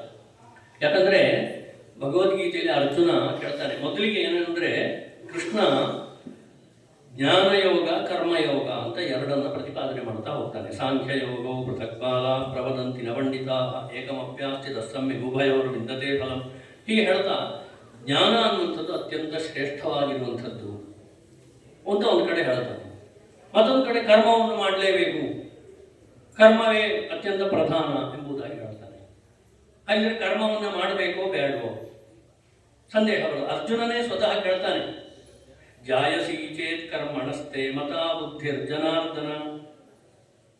ಭಗವಂತ, ಕರ್ಮಕ್ಕಿಂತಲೂ ಆ ಜ್ಞಾನ ಅನ್ನುವಂಥದ್ದು ಶ್ರೇಷ್ಠವಾಗಿದ್ದರೆ ತತ್ಕಿಂ ಕರ್ಮಣಿ ಘೋರೇ ಮಾಂ ನಿಯೋಜಯಿಸಿ ಕೇಶವ. ಈ ಕರ್ಮ ಅನ್ನುವಂಥದ್ದು ಅತ್ಯಂತ ಘೋರವಾಗಿದೆ. ಯಾಕಂದರೆ ನಮಗೆ ಸಾಮಾನ್ಯವಾಗಿ ತಿಳಿದಿರುವಂಥದ್ದು, ನಾವು ಒಳ್ಳೆಯ ಕರ್ಮವನ್ನು ಮಾಡಿದರೆ ಪುಣ್ಯ ಬರುತ್ತದೆ, ಕೆಟ್ಟ ಕರ್ಮವನ್ನು ಮಾಡಿದರೆ ಪಾಪಗಳು ಬರ್ತವೆ. ಈ ಪುಣ್ಯ ಪಾಪಗಳನ್ನು ಅನುಭವಿಸಲಿಕ್ಕೆ ನಾವು ಮತ್ತೆ ಹುಟ್ಟಿ ಬರಬೇಕು. ಪುಣ್ಯ ಕರ್ಮ ಅನುಭವಿಸಲಿಕ್ಕೆ ಸ್ವರ್ಗಕ್ಕೆ ಹೋಗಬೇಕು, ಪಾಪ ಕರ್ಮದ ಫಲ ಅನುಭವಿಸಲಿಕ್ಕೆ ನರಕಕ್ಕೆ ಹೋಗಬೇಕು. ಆಮೇಲೆ ಇನ್ನೊಂದು, ಎರಡೂ ಪುಣ್ಯ ಪಾಪಗಳಿದ್ದಾಗ ಭೂಮಿಯಲ್ಲಿ ಬಂದು ಅನುಭವಿಸಬೇಕು. ಯಾಕಂದರೆ ಸುಖ ದುಃಖ ಎರಡೂ ಇರುತ್ತೆ. ಯಾಕಂದರೆ ಸ್ವರ್ಗದಲ್ಲಿ ಕೇವಲ ಸುಖ ಪುಣ್ಯದ ಫಲ, ನರಕದಲ್ಲಿ ದುಃಖ ಪಾಪದ ಫಲ, ಭೂಲೋಕದಲ್ಲಿ ಪುಣ್ಯ ಪಾಪಗಳ ಫಲ ಎರಡೂ ಇದ್ದಾಗ ಇಲ್ಲಿ ಅನುಭವಿಸಿ ಬರಬೇಕು. ಹಾಗಿದ್ರೆ ಇಂತಹ ಕರ್ಮ ಬೇಕಾ ನಮಗೆ? ಅದಕ್ಕೆ ಕೇಳ್ತಾನೆ, ತತ್ಕಿಂ ಕರ್ಮಣಿ ಘೋರೇ ಮಾಂ ನಿಯೋಜಯಿಸಿ ಕೇಶವ. ಕೃಷ್ಣ ನಂತರ ಅರ್ಜುನ ಕೇಳ್ತಾ ಇದ್ದಾನೆ, ಇಂತಹ ಘೋರ ನನ್ನನ್ನು ಯಾಕೆ ಮಾಡು ಕರ್ಮವನ್ನ ಅಂತ ಹೇಳ್ತಾ ಇದ್ದೀನಿ ಎಂಬುದಾಗಿ ಅರ್ಜುನನಿಗೆ ಬಂದಂತಹ ಪ್ರಶ್ನೆ. ಆದ್ರಿಂದ ಅವ ಹೇಳ್ತಾನೆ, ವ್ಯಾಮಿಶ್ರೇಣೇವ ವಾಕ್ಯೇನ ಬುದ್ಧಿಂ ಮೋಹಯಸೀವಮೇ. ನಂಗೊಂಥರ ಬುದ್ಧಿಯನ್ನ ಭ್ರಮೆಗೊಳಪಡಿಸ್ತಾ ಇದ್ದೀವಿ. ವ್ಯಾಮಿಶ್ರೇಣ ವಾಕ್ಯನ ಅಂದ್ರೆ ಮಿಶ್ರಿತವಾದ ವಾಕ್ಯ. ಕರ್ಮ ಬೇಕು ಅಂತ ಹೇಳ್ತಿ, ಬೇಡ ಅಂತ ಹೇಳ್ತಿ, ಜ್ಞಾನ ಬೇಕು, ಕರ್ಮ ಶ್ರೇಷ್ಠ, ಹೀಗೆ ಭ್ರಮೆ ಒಳತ. ಆದ್ರಿಂದ ತದೇಕಂ ವದ ನಿಶ್ಚಿತ್ಯ ಏನ ಶ್ರೇಯೋಹಮಾಪ್ನಯ. ಆದ್ರಿಂದ ಒಂದನ್ನು ನಿಶ್ಚಯ ಮಾಡಿ ನನಗೆ ಹೇಳು, ನನಗೆ ಶ್ರೇಯಸ್ಸಾಗುವಂತೆ ಹೇಳು. ಅರ್ಜುನ ಕೃಷ್ಣನ ಹತ್ರ ಕೇಳ್ತಾನೆ. ಅವನಿಗೆ ಸಂದೇಹ ಬಂದಿದೆ, ಇಂತಹ ಈ ಕರ್ಮಗಳನ್ನೆಲ್ಲ ಮಾಡಬೇಕಾ ಬೇಡವಾ? ಆವಾಗ ಅಷ್ಟಲ್ಲ, ಕೃಷ್ಣ ಸ್ವತಃ ಆ 18ನೇ ಅಧ್ಯಾಯದಲ್ಲಿ ಕೃಷ್ಣ ಹೇಳ್ತಾನೆ, ತ್ಯಾಜ್ಯಂ ದೋಷವದಿತ್ಯೇಕೆ ಕರ್ಮ ಪ್ರಾಹುರ್ಮನೀಷಿಣಃ ಯಜ್ಞದಾನ ತಪಃಕರ್ಮ ನ ತ್ಯಾಜ್ಯ ಮಿತಿ ಚಾಪರೆ. ಇಲ್ಲೂ ಸಂದೇಹ. ಕೆಲವರು ಏನು ಹೇಳ್ತಾರೆ, ತ್ಯಾಜ್ಯಂ ದೋಷವದಿತ್ಯೇಕೆ, ಕರ್ಮ ಈ ಕರ್ಮಗಳೆಲ್ಲ ದೋಷವನ್ನು ಉಂಟು ಮಾಡುವಂಥದ್ದು, ಇದನ್ನೆಲ್ಲ ಬಿಟ್ಟು ಬಿಡಬೇಕು, ಬೇಡ, ಯಾವ ಕರ್ಮವೂ ಬೇಡ ಅಂತ ಕೆಲವರು ಹೇಳ್ತಾರೆ. ನತ್ಯಾಜ್ಯ ಮಿತಿ ಚಾಪರೆ, ಇದನ್ನು ಬಿಡಬಾರದು ಅಂತ ಇನ್ನು ಕೆಲವರು ಹೇಳ್ತಾರೆ. ನಿಶ್ಚಯಂ ಶೃಣುಮೇ ತತ್ರ ತ್ಯಾಗೇ ಭರತ ಸಪ್ತಮ. ಇದರಲ್ಲಿ ನಿಶ್ಚಯವನ್ನು ನಾನು ಹೇಳ್ತೇನೆ ಕೇಳು ಅಂತ ಕೃಷ್ಣ ಅರ್ಜುನನಿಗೆ ಉಪದೇಶವನ್ನು ಮಾಡ್ತಾನೆ. ಅಂದರೆ ಈ ಕರ್ಮದ ವಿಚಾರದಲ್ಲಿ ಬಹಳ ವಿಮರ್ಶೆ ಮಾಡುವಂಥದ್ದು ತುಂಬ ಇದೆ. ಯಾಕಂದರೆ ಸ್ವತಃ ಭಗವದ್ಗೀತೆಯಲ್ಲೇ ಹೇಳ್ತಾನೆ ಭಗವಂತ, ಕಿಂಕರ್ಮ ಕಿಮಕರ್ಮೇತಿ ಕವಯೋಪ್ಯತ್ರ ಮೋಹಿತಾ. ಕರ್ಮ ಯಾವುದು? ಗಹನಾ ಕರ್ಮಣೋ ಗತಿ ಅಂತ ಹೇಳ್ತಾರೆ. ಈ ಕರ್ಮದ ವಿಚಾರವಾಗಿ ತಿಳಿದುಕೊಳ್ಳುವಂಥದ್ದು ಅತ್ಯಂತ ಗಹನವಾಗಿದೆ, ತಿಳಿಯುವುದು ಬಹಳ ಕಷ್ಟವಾಗಿದೆ. ಹೀಗಿರಬೇಕಾದ್ರೆ ನಾವು ಅರ್ಧ ಗಂಟೆಯಲ್ಲಿ ಏನೋ ಕರ್ಮಗಳ ಬಗ್ಗೆ ಎಲ್ಲ ಹೇಳಿಬಿಡ್ತೀನಿ ಅನ್ನೋಂಥದ್ದು ನಮ್ಮ ಭ್ರಮೆ. ಅದಲ್ಲದೆ ಅದನ್ನು ಹೇಳುವಂತಹ ಸಾಮರ್ಥ್ಯವೂ ನಮಗಿರುವುದಿಲ್ಲ. ಸಾಕ್ಷಾತ್ ಭಗವಂತನಿಗೆ ಹೇಳಿ ಪೂರೈಸಲಿಕ್ಕಾಗದೆ ಆ ಭಗವದ್ಗೀತೆಯಲ್ಲಿ ಬೇರೆ ಬೇರೆ ಪುನಃ ಭೀಷ್ಮನ ಹತ್ರ ಉಪದೇಶ ಮಾಡಿಸ್ತಾನೆ ಯುಧಿಷ್ಠಿರನಿಗೆ ಶಾಂತಿ ಪರ್ವದಲ್ಲಿ. ಇಂತಹ ಉಪದೇಶಗಳಿವೆ. ಅಷ್ಟಲ್ಲದೆ 18 ಪುರಾಣಗಳಲ್ಲಿ ಬರೀ ಇಂತಹ ಕರ್ಮಗಳ ಬಗ್ಗೆ ಹೇಳಿರುವಂಥದ್ದು. ಹೀಗಿರಬೇಕಾದ್ರೆ ಈ ನಿತ್ಯ ಕರ್ಮ ನೈಮಿತ್ತಿಕ ಕರ್ಮ ಎಲ್ಲ ನಾವು ಇಟ್ಕೊಳ್ಬೇಕಾ? ಅಂದ್ರೆ ಏನು? ನಾವು ಏನು ಮಾಡದೆ ಸುಮ್ಮನೆ ಕೂತ್ಕೊಳ್ಬೇಕು. ಅದು ಸಾಧ್ಯವ? ಅದಕ್ಕೆ ಮೊದಲಿಗೆ ಹೇಳಿದ್ದು ನೈ ಕಶ್ಚಿತ್ ಕ್ಷಣಮಪಿ ಜಾತು ತಿಷ್ಠತ್ಯ ಕರ್ಮಕೃತು. ನಾವು ಒಂದು ಕರ್ಮವನ್ನು ಮಾಡದೇ ಇರಲಿಕ್ಕೆ ಸಾಧ್ಯ ಇಲ್ಲ. ಹಾಗಿದ್ರೆ ಯಾವ ರೀತಿಯ ಕರ್ಮವನ್ನು ಮಾಡಬೇಕು ಅಂತ ಕೇಳಿದರೆ, ಧರ್ಮವಿಹಿತವಾದಂತಹ ಶಾಸ್ತ್ರವಿಹಿತವಾದ ಕರ್ಮಗಳನ್ನು ನಾವು ಮಾಡಬೇಕು. ಅದು ಯಾವುದು ಅಂತ ಕೇಳಿದರೆ ಇದೆ, ಬೇರೆ ಯಾವುದು ಕರ್ಮಗಳಲ್ಲ. ಮತ್ತೆ ಇನ್ನೊಂದು ಅನ್ಸುತ್ತೆ ನಮಗೆ, ಕೆಲವು ಕರ್ಮಗಳನ್ನು ನೋಡಿದಾಗ ಅದು ಸುಲಭ ಅಥವಾ ಅದರಿಂದ ಸುಖ ಸಿಗುತ್ತೆ ಅಂತ ನಮಗೆ ಅನ್ಸುತ್ತೆ ಮೊದಲಿಗೆ. ಆದರೆ ಹೋಗ್ತಾ ಅದರಿಂದ ದುಃಖವೇ ಮತ್ತೆ ಬರುವಂಥದ್ದು. ಎಲ್ಲವನ್ನು ಭಗವದ್ಗೀತೆಯಲ್ಲಿ ಭಗವಂತ, ನಾವು ಈ ಭಗವದ್ಗೀತೆ ಒಂದನ್ನು ಸಾಮಾನ್ಯವಾಗಿ, ಯಾಕಂದರೆ ಈ ಶಾಂಕರ ಭಾಷ್ಯಗಳನ್ನೆಲ್ಲ ಅರ್ಥ ಮಾಡಿಕೊಂಡು ಗೀತಾ ಭಾಷ್ಯವನ್ನೆಲ್ಲ ಓದಿ ಅದರ ಮಟ್ಟವೇ ಬೇರೆ. ಸಾಮಾನ್ಯ ಜನರ ರೀತಿಯಲ್ಲಿ ಆ ಶಬ್ದಗಳ ಅರ್ಥ ಯೋಚನೆ ಮಾಡಿದಾಗ ಎಲ್ಲ ಪ್ರಶ್ನೆಗಳಿಗೆ ಉತ್ತರ ನಮಗೆ ಅಲ್ಲೇ ಸಿಗುತ್ತೆ. ಅಲ್ಲಿ ಭಗವಂತ ಹೇಳ್ತಾನೆ, ನಿಶ್ಚಯಂ ಶೃಣುಮೇ ತತ್ರ. ನಾನು ನಿಶ್ಚಯವಾಗಿ ಹೇಳ್ತೇನೆ, ಮಾಡಬೇಕೋ ಬೇಡವೋ ಅಂತ ಕೇಳಿದರೆ, ಯಜ್ಞದಾನ ತಪಃಕರ್ಮ ನತ್ಯಾಜ್ಯಂ ಕಾರ್ಯಮೇವ ತತ್ ಯಜ್ಞೋದಾನಂ ತಪಶ್ಚೈವ ಪಾವನಾನಿ ಮನೀಷಣ. ಈ ಶಬ್ದಗಳನ್ನು ಹೇಳುವಾಗ ನಮಗೆ ಎಲ್ಲರಿಗೂ ಅರ್ಥ ಆಗುತ್ತೆ. ಸಂಸ್ಕೃತ ಬಹಳ ಬರಬೇಕು ಅಂತಿಲ್ಲ. ಯಜ್ಞದಾನ ತಪ ಇದೆಲ್ಲ ಮಾಡಲೇಬೇಕಾಗಿರುವಂಥದ್ದು. ಯಾಕೆ? ಪಾವನ, ಇವುಗಳೆಲ್ಲ ಪಾವನವಾದವುಗಳು. ಸರಿ, ನಾನು ಮಾಡಲ್ಲ, ನನಗೆ ಬೇಡ ಅಂತ ಹೇಳಿದರೆ ಏನಾಗುತ್ತೆ? ನಿಯತಸ್ಯತು ಸನ್ಯಾಸ ಕರ್ಮಣೋ ನೋಪಪದ್ಯತೆ ಮೋಹಾತ್ ತಸ್ಯ ಪರಿತ್ಯಾಗಸ್ತಾಮಸ ಪರಿಕೀರ್ತಿತ. ನಿಶ್ಚಿತವಾದಂತಹ ಕರ್ಮವನ್ನು ನಾನು ಸನ್ಯಾಸ ಅಂದರೆ ಬಿಡುವುದು ಅಂತ ಇಟ್ಟುಕೊಳ್ಳಿ. ನಾನು ಮಾಡುವುದಿಲ್ಲ, ಈ ಕರ್ಮಗಳನ್ನೆಲ್ಲ ಬಿಟ್ಟು ಬಿಡುತ್ತೇನೆ ಅಂತ ಹೇಳಿದರೆ ಏನಾಗುತ್ತೆ? ಅದು ತಾಮಸವಾದಂತಹ ತ್ಯಾಗ ಆಗಿಬಿಡುತ್ತೆ. ಒಟ್ಟು ಮೂರ್ಖತೆಯಿಂದ ಬಿಟ್ಟು ಬಿಡುವಂಥದ್ದು ಆಗಿರುತ್ತದೆ. ಅದರಿಂದ ಹಾಗೆ ಬಿಡಲಿಕ್ಕೆ ಸಾಧ್ಯ ಇಲ್ಲ. ಅಥವಾ ನನಗೆ ಕಷ್ಟ ಆಗುತ್ತೆ, ಇಂತಹ ದಿವಸ ಬೆಳಿಗ್ಗೆ ಹೇಳಬೇಕು, ಸಂಧ್ಯಾ ವಂದನೆ ಮಾಡಬೇಕು, ದಿವಸ ಅತಿಥಿಗಳು ಬಂದರೆ ಅವರಿಗೆಲ್ಲ ಅಡಿಗೆ ಮಾಡಿ ಹಾಕಬೇಕು, ಇದೆಲ್ಲ ಸಾಧ್ಯವ? ಶಾಸ್ತ್ರೀಯವಾಗಿ ಯೋಚನೆ ಮಾಡಿ. ಲೌಕಿಕವಾಗಿ ನಾನು ಹೇಳೇ ಆಯಿತು. ಮನೆಗೆ ಈಗ ನಾವು ಯಾರ್ದೋ ಮನೆಗೆ ಹೋದಾಗ ಅಥವಾ ಯಾವುದೋ ಊರಿಗೆ ಹೋದಾಗ, ಗೊತ್ತು ಗುರಿ ಇಲ್ಲದೆ ಇರುವ ಊರಿಗೆ ಹೋದಾಗ ಅವರು ನಮ್ಮನ್ನು ಅವ್ರ ಮನೆಗೆ ಕರೆದು ಒಂದು ಸತ್ಕಾರ ಮಾಡಿ ಅವತ್ತು ಒಂದು ದಿವಸ ಅಲ್ಲಿ ಉಳಿಲಿಕ್ಕೆ ವ್ಯವಸ್ಥೆ ಮಾಡಿದ್ರೆ ನಮ್ಗೆ ಎಷ್ಟು ಸಂತೋಷ ಆಗುತ್ತೆ. ಹಾಗಾಗಿ ಕರ್ಮ, ನಾನು ಈ ಪಂಚಮಹಾಯಜ್ಞ ಅತಿಥಿ ಸತ್ಕಾರ ಬೇಡ ಅಂತ ಕೂತ್ರೆ ಸಾಮಾನ್ಯವಾಗಿ. ಆದರೆ ಶಾಸ್ತ್ರೀಯವಾಗಿ ಹೇಳುವುದಿದ್ದರೆ ದುಃಖ ಮಿತ್ಯೇವ ಯತ್ಕರ್ಮ ಕಾಯ ಕ್ಲೇಶ ಭಯಾತ್ಯದೇ. ಎಷ್ಟು ಸ್ಪಷ್ಟವಾಗಿ ದುಃಖ ಮಿತ್ಯೇವ ಕಾಯ ಕ್ಲೇಶ ಅಂದರೆ ನನಗೆ ಕಷ್ಟ ಆಗುತ್ತೆ, ಬೆಳಿಗ್ಗೆ ಎಲ್ಲಿ ಕಷ್ಟ ಆಗುತ್ತೆ, ಅಡಿಗೆ ಮಾಡಿ 10 ಜನ ಅತಿಥಿಗಳು ಬಂದಾಗ ಅಡಿಗೆ ಮಾಡಿ ಕೊಡಿಸ್ಲಿಕ್ಕೆ ಕಷ್ಟ ಆಗುತ್ತೆ, ಕಾಯ ನನಗೆ ಶರೀರಕ್ಕೆ ಕ್ಲೇಶ ಆಗುತ್ತೆ, ಆದ್ದರಿಂದ ಇದು ಮಾಡಲ್ಲ ಅಂತ ಹೇಳಿದರೆ ಸಕೃತ್ವ ರಾಜಸಂ ತ್ಯಾಗಂ ನೈವ ತ್ಯಾಗ ಫಲಂ ಲಭೇತ್. ಅಂತಹ ಒಂದು ಕರ್ಮ ತ್ಯಾಗವನ್ನು, ನಾನು ಯಾವ ಕೆಲಸ ಮಾಡಲ್ಲ ಅಥವಾ ಈ ಕಾಮ್ಯ ಕರ್ಮಗಳನ್ನು ನೈಮಿತ್ತಿಕ ಕರ್ಮಗಳನ್ನು ಮಾಡುವುದಿಲ್ಲ ಅಂತ ಬಿಟ್ಟರೆ ಅದರ ಫಲವನ್ನು ಅವ ಹೊಂದುವುದಿಲ್ಲ, ಬದಲಾಗಿ ಪಾಪವೇ ಬರುತ್ತದೆ. ಹಾಗಿದ್ರೆ ಏನು ಮಾಡಬೇಕು? ಯಾಕಂದ್ರೆ ನಮಗೆ ಸ್ವರ್ಗವೂ ಬೇಡ, ನರಕವೂ ಬೇಡ, ಭೂಲೋಕವೂ ಬೇಡ, ಮುಕ್ತಿ ಅನ್ನುವಂಥದ್ದು ಸಿಗಬೇಕು.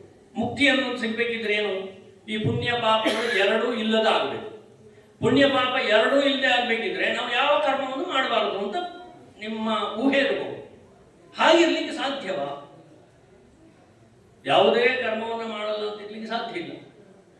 ಹಾಗಿದ್ರೆ ನಾವು ಈಗ ಯಾವುದೋ ಒಂದು ಪುಣ್ಯ ಕೆಲಸವನ್ನು ಮಾಡಿದ್ದೇವೆ, ಅದರಿಂದ ಪುಣ್ಯ ಬರುತ್ತೆ. ಆ ಪುಣ್ಯದಿಂದ ಮುಂದೆ ನಮಗೆ ಸ್ವರ್ಗಲೋಕ ಬರುತ್ತೆ, ಅಲ್ಲಿ ಸ್ವರ್ಗದಲ್ಲಿ ಇರಬೇಕು. ಸ್ವರ್ಗದಲ್ಲಿ ಎಷ್ಟು ಸಮಯ ಇರುತ್ತೇವೆ? ಪುಣ್ಯ ಇದ್ದಷ್ಟು ದಿವಸ ಇರುತ್ತೇವೆ. ಆಮೇಲೆ ತೇತಂ ಭುಕ್ತ್ವಾ ಸ್ವರ್ಗಲೋಕಂ ವಿಶಾಲಂ ಕ್ಷೀಣೇ ಪುಣ್ಯೇ ಮರ್ತ್ಯಲೋಕಂ ವಿಶಂತಿ. ಅಲ್ಲಿ ಎಷ್ಟೋ ವರ್ಷ ಪುಣ್ಯಗಳನ್ನು ಮಾಡಿ ಆ ಪುಣ್ಯದ ಫಲವನ್ನು ಅನುಭವಿಸಿ ಮತ್ತೆ ಪುನಃ ಭೂಲೋಕಕ್ಕೆ ಬರಬೇಕು. ಮತ್ತು ಪುನರಪಿ ಜನನಂ ಪುನರಪಿ ಮರಣಂ, ಇದು ಇರುವುದೇ. ಹಾಗಿದ್ರೆ ಈ ಕರ್ಮದಿಂದ ಬಿಡುಗಡೆ ಹೇಗೆ? ಅದಕ್ಕೆ ಭಗವಂತ ಅಲ್ಲಿ ಹೇಳ್ತಾನೆ, ಕಾರ್ಯಮಿತ್ಯೇವ ಯತ್ಕರ್ಮ ನಿಯತಂ ಕ್ರಿಯತೆ ಅರ್ಜುನ. ಸಂಗಂ ತ್ಯಕ್ವಾ ಫಲಂಚೈವ ಸತ್ಯಾಗ ಸಾತ್ವಿಕೋ ಅಂತ. ಕರ್ಮವನ್ನು ಮಾಡಬೇಡಿ ಅಂತ ಹೇಳ್ತಾ ಇಲ್ಲ, ಮಾಡಬೇಕು. ಹೇಗೆ ಮಾಡಬೇಕು? ಕಾರ್ಯಮಿತ್ಯೇವ ಯತ್ ಕರ್ಮ, ನಾನು ಇದನ್ನು ಮಾಡಬೇಕು, ಇದು ನನ್ನ ಕರ್ತವ್ಯ. ಅತಿಥಿಗಳು ಬಂದರೆ ಸತ್ಕಾರ ಮಾಡುವಂಥದ್ದು ನನ್ನ ಕರ್ತವ್ಯ. ಪ್ರತಿ ದಿವಸ ಸ್ನಾನ ಸಂಧ್ಯಾವಂದನಾದಿಗಳನ್ನು ಮಾಡುವುದು, ಗೋಪೂಜೆಯನ್ನು ಗೋಗ್ರಾಸ ಸಮರ್ಪಣೆಯನ್ನು ಮಾಡುವುದು ನನ್ನ ಕರ್ತವ್ಯ. ಕಾರ್ಯಂ, ಇದು ಮಾಡಲೇಬೇಕು. ಇತ್ಯೇವ ಯತ್ ಕರ್ಮ ನಿಯತಂ, ನಿಯತವಾಗಿ ಮಾಡ್ತಾ ಇದ್ದಾನೋ ಯಾರು. ಹೇಗೆ? ಸಂಗಂತ್ಯಕ್ವ ಫಲಂಚೈವ, ಅದರ ಬಗ್ಗೆ ಒಂದು ಸಂಘವನ್ನು ಬಿಡಬೇಕು. ನಾನು ಮಾಡ್ತಾ ಇದ್ದೇನೆ, ಇದರಿಂದ ನನಗೇನೋ ಸಿಗುತ್ತೆ. ಫಲಂಚೈವ, ಸಂಗಂ ತ್ಯಕ್ವ ಫಲಂಚ, ಈ ಒಂದು ನಾನು ಮಾಡ್ತಾ ಇದ್ದೇನೆ, ನನ್ನಿಂದ ಆಗ್ತಾ ಇದೆ ಅನ್ನುವ ಭಾವನೆಯನ್ನು ಮತ್ತು ಇದರಿಂದ ಆಗುವ ಫಲ ನನಗೇ ಬರಲಿ ಅನ್ನುವಂತಹ ಭಾವನೆ, ಇದೆರಡನ್ನ ಬಿಟ್ಟು ಮಾಡಿದರೆ ಸಂಗ ಸತ್ಯಾಗ ಸಾತ್ವಿಕೋ ಮತಃ. ಅಂದ್ರೆ ಏನು? ಅಂತಹ ಒಂದು ಕರ್ಮಾಚರಣೆ ಇದೆ, ಅದು ತ್ಯಾಗವೇ. ಕರ್ಮವನ್ನ ಬಿಟ್ಟ ಹಾಗೆ, ಕರ್ಮವನ್ನು ಮಾಡಿದ ಹಾಗೆ ಆಗುವುದಿಲ್ಲ. ಯಾಕಂದ್ರೆ ನಿರಾಶೀರ್ಯತ ಚಿತ್ತಾತ್ಮ ತ್ಯಕ್ತ ಸರ್ವ ಪರಿಗ್ರಹ ಶಾರೀರಂ ಕೇವಲಂ ಕರ್ಮ ಕುರ್ವನ್ನಾಪ್ನೋತಿ ಗೆಲ್ಪಿಷಂ. ಒಂದೊಂದು ಬಹುಶಃ ಈ 3, 4, 18 ಈ ಎಲ್ಲ ಅಧ್ಯಾಯಗಳಲ್ಲಿ ಇಂತಹ ಕರ್ಮಗಳ ಬಗ್ಗೆ ಹೇಳ್ತಾ ಇದ್ದಾರೆ. ಇಷ್ಟನ್ನು ನಾವು ಬರೀ 10 ನಿಮಿಷದಲ್ಲಿ ಹೇಳಬೇಕು ಅಂದ್ರೆ ಇನ್ನೊಂದು ಈ ಸಂದರ್ಭದಲ್ಲಿ ನೆನಪಾಗಬೇಕು. ಯಾಕಂದ್ರೆ ಅದರ ಬಗ್ಗೆ ನಮಗೆ ಹೆಚ್ಚು ಏನು ಬರ್ಕೊಂಡು ಬಂದು ಚೀಟಿ ಇಟ್ಕೊಂಡು ನೋಡಿ ಹೇಳುವಂತಹ ಒಂದು ಪರಿಸ್ಥಿತಿಯಲ್ಲೂ ಇಲ್ಲ. ನಾವು ಏನು ನೆನಪಾಗುತ್ತೋ ಅದನ್ನು ಹೇಳಬೇಕಾಗಿದೆ. ಹಾಗಿರಬೇಕಾದ್ರೆ ಇಂತಹ ಕರ್ಮಗಳ ಒಂದು ಮಹತ್ವ ಎಷ್ಟಿದೆ. ಅದರಿಂದ ಸಂಗಂ ತ್ಯಕ್ವ ಫಲಂಚೈವ ಸತ್ಯಾಗ ಸಾತ್ವಿಕೋ ಮತಃ. ಅದರಿಂದ ಕೇವಲ ನಾನು ಮಾಡ್ತಾ ಇದ್ದೇನೆ, ಮಾಡಬೇಕು ಅನ್ನುವ ಭಾವನೆಯಿಂದ ಯಾರು ಇಂತಹ ಕರ್ಮಗಳನ್ನು ಮಾಡ್ತಾರೋ ಅವನಿಗೆ ಆ ಕರ್ಮ ಮಾಡಿದ ಯಾವುದೇ ದೋಷ ಅಂಟಿಕೊಳ್ಳುವುದಿಲ್ಲ, ಅದರ ಪುಣ್ಯ ಪಾಪ ಎರಡೂ ಅಂಟಿಕೊಳ್ಳುವುದಿಲ್ಲ. ಅದಕ್ಕೆ ನಾನು ಕೆಲಸ ಮಾಡುವುದಿಲ್ಲ ಅಂತ ಹೇಳುವಂಥದ್ದು ಪರಿಹಾರ ಅಲ್ಲ. ಈ ಪುಣ್ಯ ಪಾಪಗಳಿಂದ ನಿವೃತ್ತಿ ಹೊಂದಬೇಕು, ನಮಗೆ ಮುಂದೆ ಜನ್ಮ ಬಾರದೇ ಇರಬೇಕು ಅಂದ್ರೆ ಏನೂ ಮಾಡದೇ ಇರುವುದೇ ಪರಿಹಾರ ಅಲ್ಲ, ಅದು ಸಾಧ್ಯವೂ ಇಲ್ಲ. ಹೇಗೆ ಮಾಡಬೇಕು ಅಂತ ಕೇಳಿದರೆ ನಾನು ಮಾಡ್ತಾ ಇದ್ದೇನೆ ಅನ್ನುವ ಭಾವನೆಯನ್ನು ಬಿಟ್ಟು, ಅಥವಾ ಇದರ ಫಲ ನನಗೆ ಬೇಕು, ಅದಕ್ಕೆ ಕರ್ಮಣ್ಯೇವಾಧಿಕಾರಸ್ಥೆ ಮಾ ಫಲೇಷು ಪದ ಮಾ ಕರ್ಮ ಫಲ ಹೇತುರ್ಭೂ ಮಾತೆ ಸಂಗೋಸ್ತ್ವ ಕರ್ಮಣಿ. ಆ ಫಲದ ಒಂದು ಹೇತು ನೀನು ಆಗಬೇಡ. ಮಾತೆ ಸಂಗೋಸ್ತು ಅಕರ್ಮಣಿ, ನಾನು ಕರ್ಮವನ್ನೇ ಮಾಡುವುದಿಲ್ಲ ಅನ್ನುವಂತಹ ಒಂದು ವಿಚಾರವು ನಿನಗೆ ಬಾರದೇ ಇರಲಿ ಅಂತ ಭಗವಂತ ಹೇಳ್ತಾನೆ. ಅಂದ್ರೆ ಏನು? ಕರ್ಮವನ್ನು ನಾವು ಮಾಡ್ತಾ ಇರಬೇಕು. ಎಲ್ಲ ಕರ್ಮಗಳು ನಮಗೆ ಅಗತ್ಯವಾಗಿರುವಂಥದ್ದು, ಯಾವುದನ್ನು ಬಿಡಬೇಕಾಗಿರುವಂಥದ್ದಲ್ಲ. ಆದರೆ ಹೇಗೆ ಮಾಡಬೇಕು ಅಂತ ಕೇಳಿದರೆ ನಾವು ಅದಕ್ಕೆ ಎಷ್ಟು ಸ್ಪಷ್ಟ. ಪಶ್ಯನ್, ಶೃಣ್ವನ್, ಸ್ಪೃಶ, ಇದು ಎಲ್ಲ ಒಂದೊಂದು ಕರ್ಮಗಳೇ. ಪಶ್ಯನ್ ನೋಡ್ತಾ ಇದ್ದೇವೆ, ಶೃಣ್ವನ್ ಕೇಳ್ತಾ ಇದ್ದೇವೆ, ಸ್ಪೃಶನ್ ಏನೋ ನೋಡ್ತಾ ಇದ್ದೇವೆ, ಜಿಘ್ರನ್ ವಾಸನೆ ನೋಡ್ತಾ ಇದ್ದೇವೆ, ಪ್ರಲಪನ್ ವಿಸರ್ಜನ್ ಗೃಹನ್ ಉನ್ಮಿಷನ್ ನಿಮಿಷನ್ ನಬಿ, ಪ್ರಲಪನ್ ಏನೋ ಪ್ರಲಾಪನ ಮಾಡ್ತಾ ಇದ್ದೇವೆ. ಒಂದೊಂದು ಕೂಡ ಕರ್ಮಗಳೇ. ಆದ್ರಿಂದ ಹೇಗೆ ಮಾಡಬೇಕು? ಸಂಗಂತ್ಯತ್ವ ಫಲಂಚೈವ, ಇಂತಹ ಕರ್ಮ ನಾನು ಮಾಡ್ತೇನೆ, ಮಾಡಬೇಕು ಅನ್ನುವ ಆ ಒಂದು ನಾನು ಮಾಡ್ತೇನೆ ಎನ್ನುವ ಭಾವನೆಯನ್ನು ಬಿಟ್ಟು ಅದಕ್ಕೆ ಅಂಟಿಕೊಳ್ಳದೆ, ಅದಕ್ಕೆ ಪದ್ಮಪತ್ರ ಮೀಮಾಂಭಸ. ಆದ್ದರಿಂದ ಇಂತಹ ಪ್ರತಿಯೊಂದು ಕರ್ಮಗಳನ್ನು ನಾವು ಮಾಡಿದಾಗ ಯಾವ ಭಾವನೆಯಿಂದ ಅಂದರೆ ನಿಷ್ಕಾಮ ಕರ್ಮವನ್ನು ಮಾಡಿದಾಗ, ಹೇಳೋದು ಸುಲಭ, ಬಹಳ ಆಚರಣೆಯಲ್ಲಿ ಕಷ್ಟವಾಗಿರುವಂಥದ್ದು. ನಿಷ್ಕಾಮ ಕರ್ಮ ಅಂದರೆ ಈಗ ನಾನು ಅಡಿಗೆ ಮಾಡ್ತೇನೆ, ಅದರ ಫಲ ನನಗೆ ಬೇಡ, ಊಟ ಬೇಡ ಅಂತ ಹೇಳಿಕ್ಕೆ ಸಾಧ್ಯ ಇಲ್ಲ. ನಿಷ್ಕಾಮ ಕರ್ಮ ಅನ್ನೋದಕ್ಕೆ ಅದ ಅರ್ಥ ಅಲ್ಲ. ಯಾಕಂದ್ರೆ ಈ ತರದ ಭ್ರಮೆಗಳು ನಮಗೆ ಬೇಕಾದಷ್ಟಿದೆ. ಒಂದು ಶಬ್ದ ಹೇಳಿದ ತಕ್ಷಣ ಅದಕ್ಕೆ ಪುನಃ ಬೇರೆ ತರ ಪ್ರಶ್ನೆಗಳು ಬರ್ತವೆ. ಆದ್ರಿಂದ ಇಂತಹ ಎಲ್ಲ ಪ್ರಶ್ನೆಗಳಿಗೆ ಪರಿಹಾರ ಸಿಗಬೇಕಿದ್ರೆ ನಾವು ಗುರುಮುಖದಿಂದ ಆ ಗುರುಗಳನ್ನ ಕೇಳ್ತಾ ಕೇಳ್ತಾ ಪ್ರಶ್ನೆಗಳನ್ನ ತಿಳ್ಕೊಳ್ಬೇಕು. ಉಪನ್ಯಾಸಗಳನ್ನ, ಪ್ರವಚನಗಳನ್ನ ಕೇಳೋದ್ರಿಂದ ಒಂದಷ್ಟು ವಿಷಯ ಮನದಟ್ಟಾಗುತ್ತೆ. ಓ, ಇಷ್ಟೆಲ್ಲ ವಿಷಯಗಳು ಇದೆಯಾ ಅನ್ನುವಂಥ ಒಂದು ಭಾವನೆ ನಮಗೆ ಗೊತ್ತಾಗುತ್ತೆ. ಇಲ್ಲ ಅಂದ್ರೆ ನಾವು ಏನ್ ಮಾಡ್ತೇವೆ, ಏನೋ ಒಂಚೂರು ತಿಳಿದುಕೊಂಡ ತಕ್ಷಣ ಆ ಒಂದು ಎಲ್ಲ ಬಂದ್ಬಿಡುತ್ತೆ ನಮಗೆ. ವಾಸ್ತವವಾಗಿ ಎಲ್ಲ ಹಳೆ ವಿದ್ಯಾರ್ಥಿಗಳಿಗೆ ನಮಗೂ ಆ ಒಂದು ಕೆಲವು ಭಾವನೆಗಳಿತ್ತು. ಪಾಠಶಾಲೆಯಲ್ಲಿ ಇದ್ದಾಗ ನಾನು ವಿದ್ವತ್ ಕ್ಲಾಸಿಗೆ ಬಂದೆ, ನನಗೆಲ್ಲ ಒಂದಷ್ಟು ಬರುತ್ತೆ. ಮೊದಲಿಗೆ ನಮಗೆ ಆ ಭಾವನೆಗಳಿತ್ತು. ಈಗ ನಾವು ನೋಡ್ತೇವೆ, ನನ್ನ ಮಗ ಎಲ್ಲ ಮಾಡ್ತಾನೆ, ಸಂಧ್ಯಾ ವಂದನೆ, ಅವನಿಗೆ ಗಣಪತಿ ಸೂಕ್ತ, ಶ್ರೀ ಸೂಕ್ತ ಎಲ್ಲ ಬರುತ್ತೆ ಅವನಿಗೆ. ಅಂದ್ರೆ ಅದು ಹೇಗೆ ಹೇಳ್ತಾನೆ ಅನ್ನೋದು ಆಮೇಲಿನ ಪ್ರಶ್ನೆ. ಅದಕ್ಕೆ ಸ್ವರ ಇರುವುದಿಲ್ಲ, ಅದು ಬೇರೆ. ಆದರೆ ಭಾವನೆ ಹೇಗಿರುತ್ತೆ ಅಂದರೆ ನನ್ನ ಮಗ ಸುಮಾರು ಕಲ್ತು ಬಿಡಿಯಾನೆ ಎಲ್ಲ ಬಂದ್ಬಿಡುತ್ತೆ ಅಂತ. ಆದರೆ ನಿಜವಾಗಿ ಆ ಥರ ಇರುವುದಿಲ್ಲ. ನಾವು ನಮ್ಮ ಮೂಗಿನ ನೇರಕ್ಕೆ ಮಾತಾಡ್ತೇವೆ. ಯಾಕಂದ್ರೆ ಕೂಪ ಮಂಡೂಕ ಅಂತ ಹೇಳಿದಾಗ ಬಾವಿಯಲ್ಲಿ ಕಪ್ಪೆ ಇದ್ರೆ ಇದೇ ಪ್ರಪಂಚ, ನನ್ನ ಪ್ರಪಂಚದಲ್ಲಿ ನಾನೊಬ್ಬನೇ, ಮತ್ತೆ ಯಾರಿಲ್ಲ ಅಂತ ಅದು ತಿಳ್ಕೊಂಡಿರುತ್ತೆ. ನಾವು ಏನೋ ಒಂದು ಎರಡು ಅಕ್ಷರವನ್ನು ಓದ್ಬಿಟ್ಟು ನಂಗೆಲ್ಲ ಗೊತ್ತಿದೆ, ಇದೆಲ್ಲ ಸುಮ್ಮನೆ ಕಟ್ಟುಕತೆ. ಇದನ್ನು ಹೇಳಬೇಕಿದ್ರೆ ನಾವು ಮೊದಲು ಹೇಳಬೇಕು, ನೀವು ಎಷ್ಟು ಭಗವದ್ಗೀತೆಯನ್ನು ಓದಿದ್ದೀರಿ, ಎಷ್ಟು ಪುರಾಣಗಳನ್ನು ತಿಳ್ಕೊಂಡಿದ್ದೀರಿ, ಅಥವಾ ಈ ನಿತ್ಯ ನೈಮಿತ್ತಿಕ ಕಾಮ್ಯ ಕರ್ಮಗಳ ಬಗ್ಗೆ ಎಷ್ಟು ತಿಳ್ಕೊಂಡಿದ್ದೀರಿ. ಈಗ ಯಾವುದೋ ಒಂದು ವಸ್ತು ಇದೆ, ಅದು ನಮಗೆ ಬೇಡಪ್ಪ, ಅದು ವೇಸ್ಟ್ ಅಂತ ಹೇಳೋಕ್ಕಾಗತ್ತ ನಮಗೆ? ಅದರ ಬಗ್ಗೆ ಗೊತ್ತಿಲ್ಲ. ಈಗ ಒಬ್ಬರಿಗೆ ಮೊಬೈಲ್ ಅಂದ್ರೆ ಏನು ಗೊತ್ತಿಲ್ಲ, ಅದು ಸುಮ್ಮನೆ ವೇಸ್ಟ್, ಅದರಿಂದ ಏನು ಉಪಯೋಗ ಇಲ್ಲ, ಕಂಪ್ಯೂಟರ್ ಅದೆಲ್ಲ ವೇಸ್ಟ್ ಅಂತ ಹೇಳಿದ್ರೆ ಏನಾಗ್ಬೋದು? ಯಾಕೆ? ಅವನಿಗೆ ಅದರ ಬಗ್ಗೆ ತಿಳುವಳಿಕೆ ಇಲ್ಲ. ಗೊತ್ತಿದ್ದವರು ಏನು ಹೇಳ್ತಾರೆ, ಮೂರ್ಖ, ಇಷ್ಟು ದೊಡ್ಡ ಕಂಪ್ಯೂಟರ್ 1 ಲಕ್ಷ ಖರ್ಚು ಮಾಡಿ ಇಷ್ಟೆಲ್ಲ ವ್ಯವಸ್ಥೆಗಳಿದೆ, ಇದು ಬೇಡ ಅಂತ ನೀವು ಮುಟ್ಟಾಳ ಅಂತಾರೆ. ಯಾಕೆ? ಅವನಿಗೆ ಅದರ ಉಪಯೋಗ ಗೊತ್ತಿದೆ, ಇವನಿಗೆ ಗೊತ್ತಿಲ್ಲ.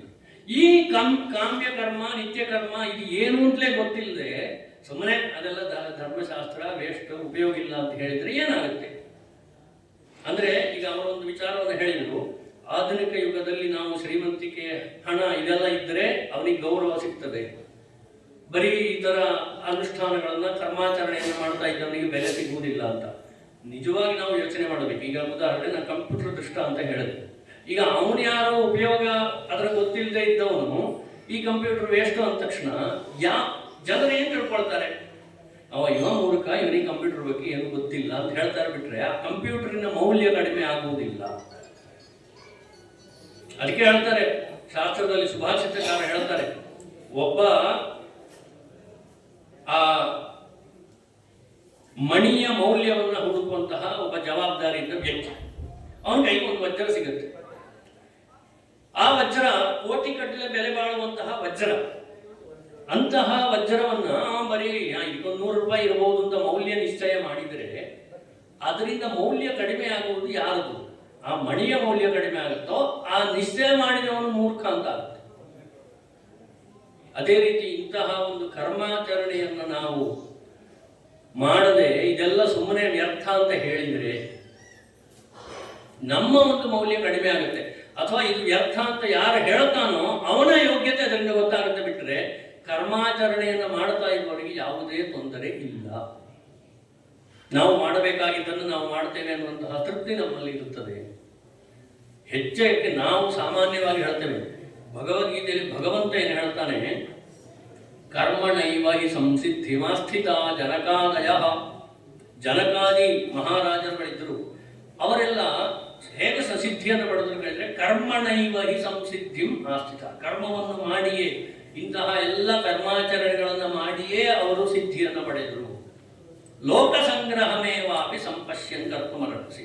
ಬರೀ ಸಿದ್ಧಿ ಪಡೆಯುವುದು ಬೇಡ ಅಂದ್ರೆ ಲೋಕ ಸಂಗ್ರಹ, ನಾವು ಲೋಕದಲ್ಲಿರುವಂತಹ ಜನರಿಗೆ ಮಾರ್ಗದರ್ಶನವನ್ನು ಮಾಡಲಿಕ್ಕೆ ಅಥವಾ ಲೋಕದಲ್ಲಿರುವ ವಸ್ತುಗಳನ್ನು ಪಡೀಲಿಕ್ಕೆ ನಾವು ಕರ್ಮಗಳನ್ನು ಮಾಡಲೇಬೇಕು. ಯಾಕೆ? ಕೃಷ್ಣನಿಗೆ ಯಾವುದೇ ಕರ್ಮಗಳನ್ನು ಮಾಡುವ ಅಗತ್ಯ ಇಲ್ಲ. ಅವನು ಹೇಳ್ತಾನೆ, ನಮೇ ಪಾರ್ಥಾಸ್ತಿ ಕರ್ತವ್ಯಂ ತ್ರಿಷು ಲೋಕೇಶು ಕಿಂಚನ. ಇಡೀ 3 ಲೋಕದಲ್ಲಿ ನನಗೆ ಕರ್ತವ್ಯ ಅನ್ನುವಂಥದ್ದಿಲ್ಲ. ನಾನವಾಪ್ತಂ ಅವಾಪ್ತವ್ಯಂ ವರ್ತ ಏವಚ ಕರ್ಮಣಿ. ನಾನವಾಪ್ತಂ ಅವಾಪ್ತವ್ಯಂ, ನಾನು ಪಡೆಯದೇ ಇರುವಂಥದ್ದಾಗಲಿ ಪಡೆಯಬೇಕಾಗಿರುವುದಾಗಲಿ ಇಲ್ಲ. ನನಗೆ ಈ ಕರ್ಮಗಳನ್ನೆಲ್ಲ ಮಾಡಿ ಏನೂ ಆಗಬೇಕಾಗಿದ್ದಿಲ್ಲ. ಆದರೆ ವರ್ತ ಏವಚ ಕರ್ಮಣಿ, ಕರ್ಮಾಚರಣೆಯನ್ನು ನಾನು ಮಾಡ್ತಾನೇ ಇದ್ದೇನೆ. ಯಾಕೆ? ಯರಿಹ್ಯಹನ್ನ ವರ್ತೇಯ ಜಾತು ಕರ್ಮಣ್ಯತೆ. ಒಂದು ವೇಳೆ ಈ ಕರ್ಮಗಳನ್ನೆಲ್ಲ ನಾನು ಬಿಟ್ಟೆ ಅಂತ ತಿಳ್ಕೊಳ್ಳಿ, ಏನಾಗುತ್ತೆ? ಮಮ ವರ್ತ್ಮಾನುವರ್ತಂತೆ ಮನುಷ್ಯ ಅರ್ಥ ಸರ್ವಶಃ. ನಮ್ಮ ದಾರಿಯನ್ನು ಎಲ್ಲರೂ ಅನುಸರಿಸ್ತಾರೆ. ಈಗ ಅದೇ ಆಗ್ತಾ ಇರುವಂಥದ್ದು. ಯಾರೋ ಒಬ್ಬ ಮೂರ್ಖನಾದವನು ಇದೆಲ್ಲ ಬೇಡ ಅಂತ ಹೇಳಿ ಏನೋ ಮಾಡಿದ, ನಾವು ಅವನ ಹಿಂದೆ ಹೋಗ್ತಾ ಇದ್ದೇವೆ. ಯಾಕಂದ್ರೆ ನಮಗೆ ಇದರ ಬಗ್ಗೆ ವಿಶ್ವಾಸ ಕಡಿಮೆ ಆಗ್ತಾ ಇದೆ. ನಮ್ಮ ಶಾಸ್ತ್ರಗಳ ಬಗ್ಗೆ, ನಮ್ಮ ವೇದಗಳ ಉಪನಿಷತ್ತುಗಳಲ್ಲಿ ಹೇಳಿರುವಂತಹ ವಿಚಾರಗಳಿಗೆ ನಂಬಿಕೆ ಕಡಿಮೆ ಆಗ್ತಾ ಇದೆ. ಇನ್ನೊಂದು, ಆಚರಣೆ ಮಾಡಲಿಕ್ಕೆ ಕಷ್ಟ ಆಗ್ತದೆ. ಇದು 2 ಕಾರಣಗಳಿಂದ ನಾವೆಲ್ಲ ಬಿಡ್ತಾ ಹೋಗ್ತಾ ಇದ್ದೇವೆ. ಇದರಿಂದ ತೊಂದರೆ ಯಾರಿಗಾಗುವಂಥದ್ದು, ಅದನ್ನು ನಾವು ಅರ್ಥವನ್ನ ಯೋಚನೆಯನ್ನ ಮಾಡಿದಾಗ ಈ ಕರ್ಮಗಳು ಬೇಕೋ ಬೇಡೋ ಅನ್ನುವಂತಹ ಉತ್ತರ ನಮಗೆ ಸಿಗುವಂಥದ್ದು. ಅದಕ್ಕೆ ಯಾರ ಹತ್ರ ನಾವು ಹೋಗಬೇಕಾಗಿಲ್ಲ. ಯಾಕಂದ್ರೆ ಇನ್ನೊಂದು ಏನಂದ್ರೆ, ನಾವು ಸಾಧ್ಯವಾದಷ್ಟು ನಾವು ಮಾಡಿದರೆ ನಮ್ಮ ಮಕ್ಕಳು ಆಚರಣೆ ಮಾಡ್ತಾರೆ.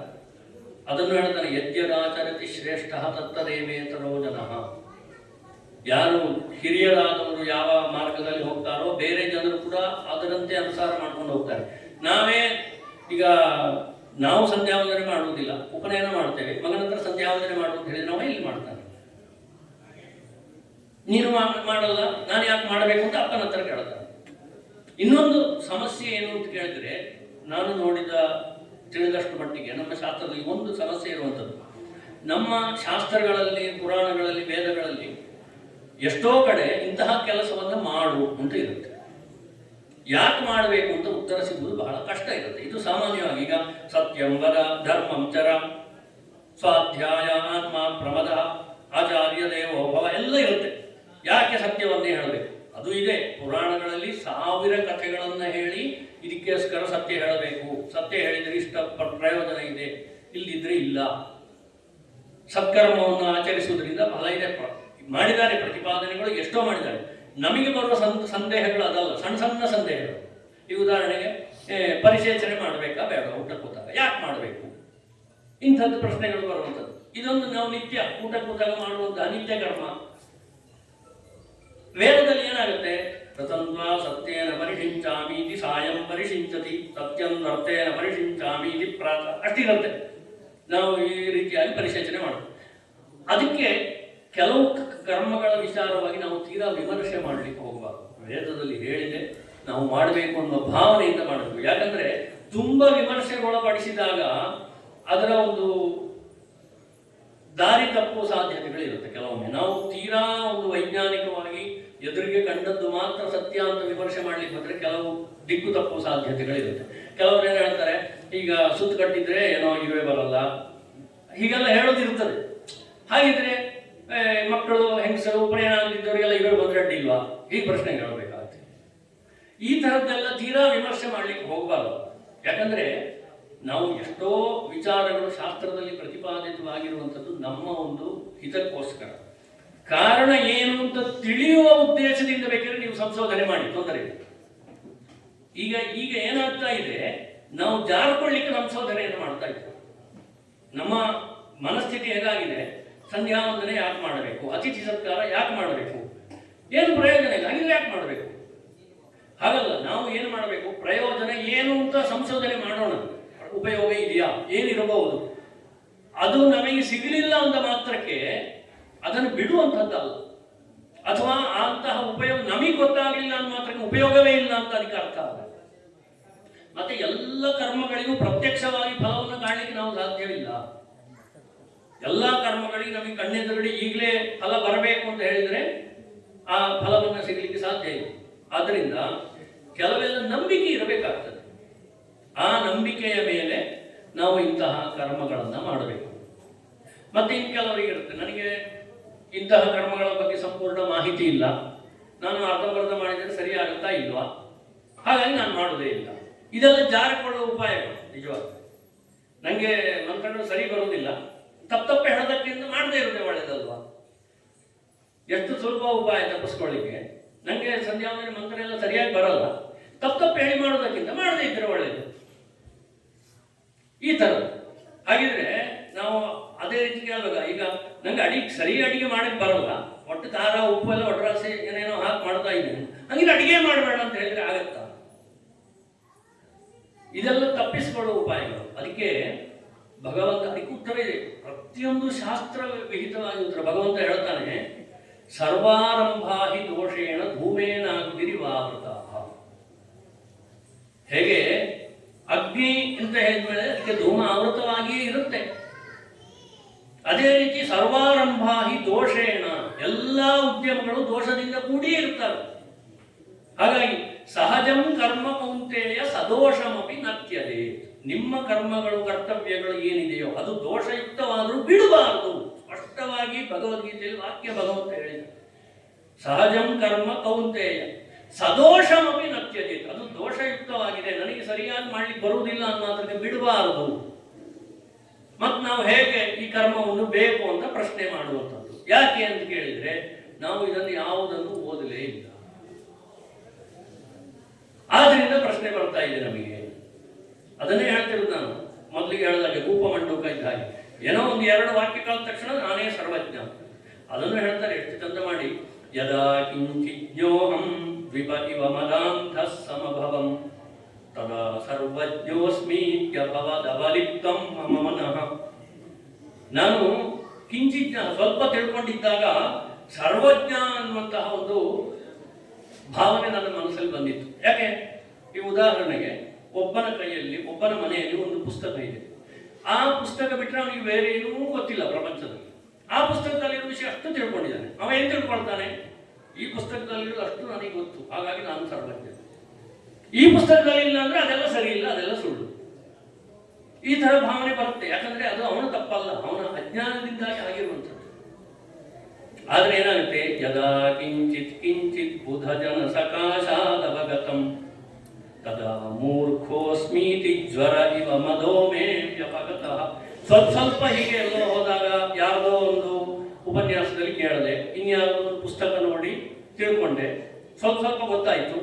ಓ, ವೇದಗಳು ಅಂದ್ರೆ ಇಷ್ಟಿದೆ, ಶಾಸ್ತ್ರಗಳು ಅಂದ್ರೆ ಹೀಗಿದೆ, ಈ ಶಾಸ್ತ್ರದಲ್ಲಿ ಇಷ್ಟೆಲ್ಲ ವಿಚಾರ ಇದೆ, ಓ ಈ ಕರ್ಮಗಳ ಬಗ್ಗೆ ಇಷ್ಟೆಲ್ಲ ವಿಚಾರಗಳಿದೆ, ನಾವು ಯಾಕೆ ಈ ತರ ಒಂದು ವಸ್ತ್ರವನ್ನು ಧರಿಸಬೇಕು, ಈ ತರದ ಆಚರಣೆಯನ್ನು ನಾವು ಯಾಕೆ ಇಟ್ಕೊಳ್ಬೇಕು, ಇದೆಲ್ಲ ಶಾಸ್ತ್ರದಲ್ಲಿ ಇದೆ ಅಂತ ಗೊತ್ತಾಗ್ತಾ ಹೋದ ಹಾಗೆ ನಮಗೆ ಕಾಣುತ್ತೆ. ಹಾಗಿದ್ರೆ ನಾನು ಇಷ್ಟು ದಿವಸ ಏನು ತಿಳ್ಕೊಂಡಿದ್ದೆ?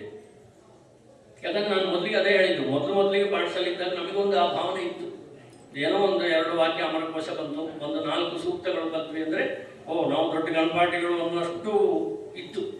ಆದರೆ ಈಗ ನೋಡಿದರೆ ಎಂತೆಂತಹ ಪಂಡಿತರು, ಎಂತೆಂತಹ ಆಚರಣ ನಿಷ್ಠರು ಅಗ್ನಿಹೋತ್ರಾದಿಗಳನ್ನು ಮಾಡ್ತಾ ಪರ ದ್ರವ್ಯಗಳನ್ನು ಎಷ್ಟರ ಮಟ್ಟಿಗೆ ಅಂದರೆ ಸ್ವಯಂ ಪಾಕ ಮಾಡಿ ಊಟ ಮಾಡೋರು ಇರ್ತಾರೆ. ಬೇರೆ ಕಡೆ ಊಟ ಅಷ್ಟು ನಿಷ್ಠೆಯಿಂದ ನಾವು ಮಾಡಿದ್ದನ್ನೇ ನಾವು ಊಟ ಮಾಡೋದು, ಅದನ್ನ ಬೇರೆ ತರ ವ್ಯಾಖ್ಯಾನ ಮಾಡೋರು ಇರ್ಬೋದು.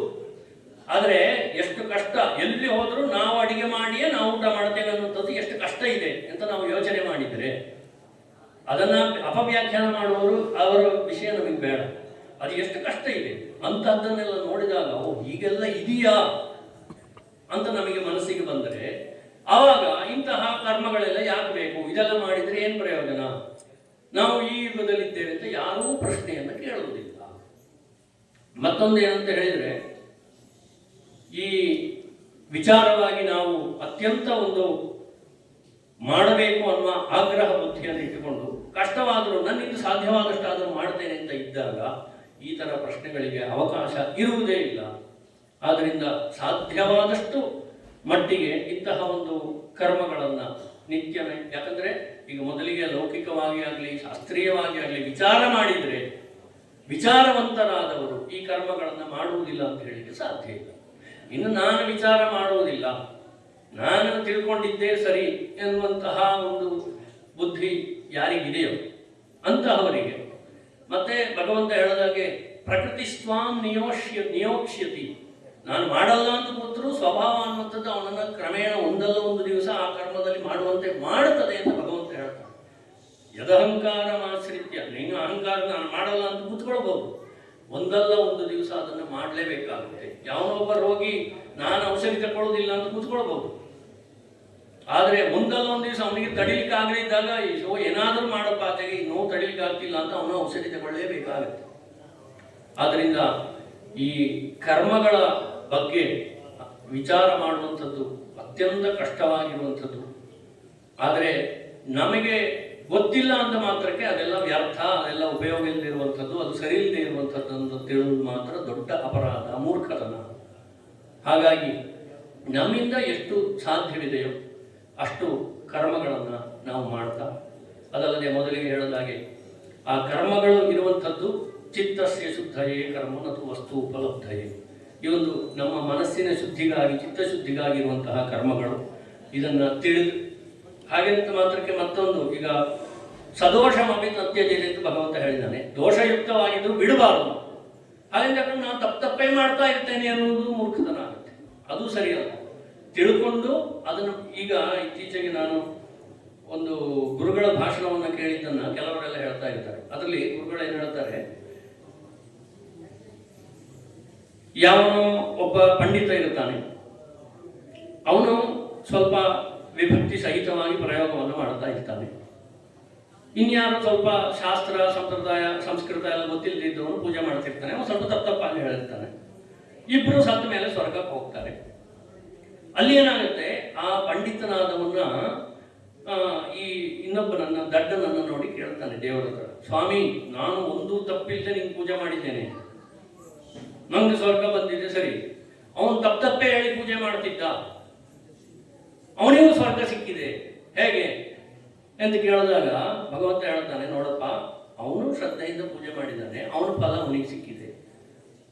ಅಂದ್ರೆ ಇದನ್ನು ಉದಾಹರಣೆ ಕೆಲವರು ಯಾಕೆ ಹೇಳ್ತಾರೆ ಅಂದ್ರೆ, ತಪ್ಪಾದ್ರೆ ತೊಂದರೆ ಇಲ್ಲ ಅಂದ್ರೆ ಅಲ್ಲಿ ಭಾವಗ್ರಾಹಿ ಜನಾರ್ದನ ಅಂತ ಗುರುಗಳು ಒಂದು ಶಬ್ದವನ್ನು ಪ್ರಯೋಗ ಮಾಡಿದ್ದಾರೆ ಭಾಷಣದಲ್ಲಿ.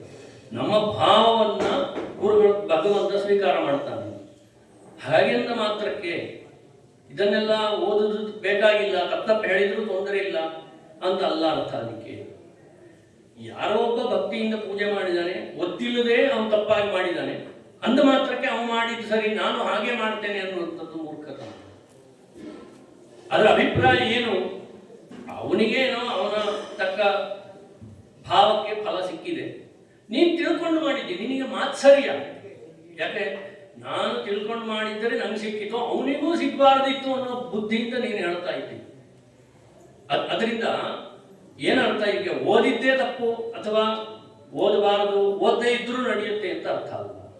ನನಗೆ ಗೊತ್ತಿಲ್ಲ ಅನ್ನೋ ಮಾತ್ರಕ್ಕೆ ಕರ್ಮಗಳನ್ನು ಬಿಡಬೇಡಿ. ಆದರೆ ಮಾಡ್ತಾ ಮಾಡ್ತಾ ನಾನು ಹೀಗೆ ಮಾಡ್ತಾ ಇದ್ದಿದ್ದು, ನಾನು ಇದನ್ನು ಬದಲಾಯಿಸುವುದಿಲ್ಲ ಅಂತ ಮಾಡಬಾರ್ದು ಅಂತ ತಿಳ್ಕೊಂಡು ಪ್ರಯತ್ನ ಪಟ್ಟು ತಿಳಿದು ಸರಿಯಾಗಿ ಮಾಡಲಿಕ್ಕೆ ಆದಷ್ಟು. ಯಾಕಂದ್ರೆ ಬ್ರಹ್ಮಜ್ಞಾನಿಗಳು ಯಾರೂ ಇಲ್ಲ, ಭಗವಂತ ಒಬ್ಬನೇ ಸರ್ವಜ್ಞ ಇರುವಂಥವನು. ಪ್ರತಿಯೊಬ್ಬರು ತಪ್ಪು ಮಾಡುವಂಥದ್ದೇ, ತಿಳ್ಕೊಂಡವರಿಗೂ ತಪ್ಪಾಗುತ್ತೆ.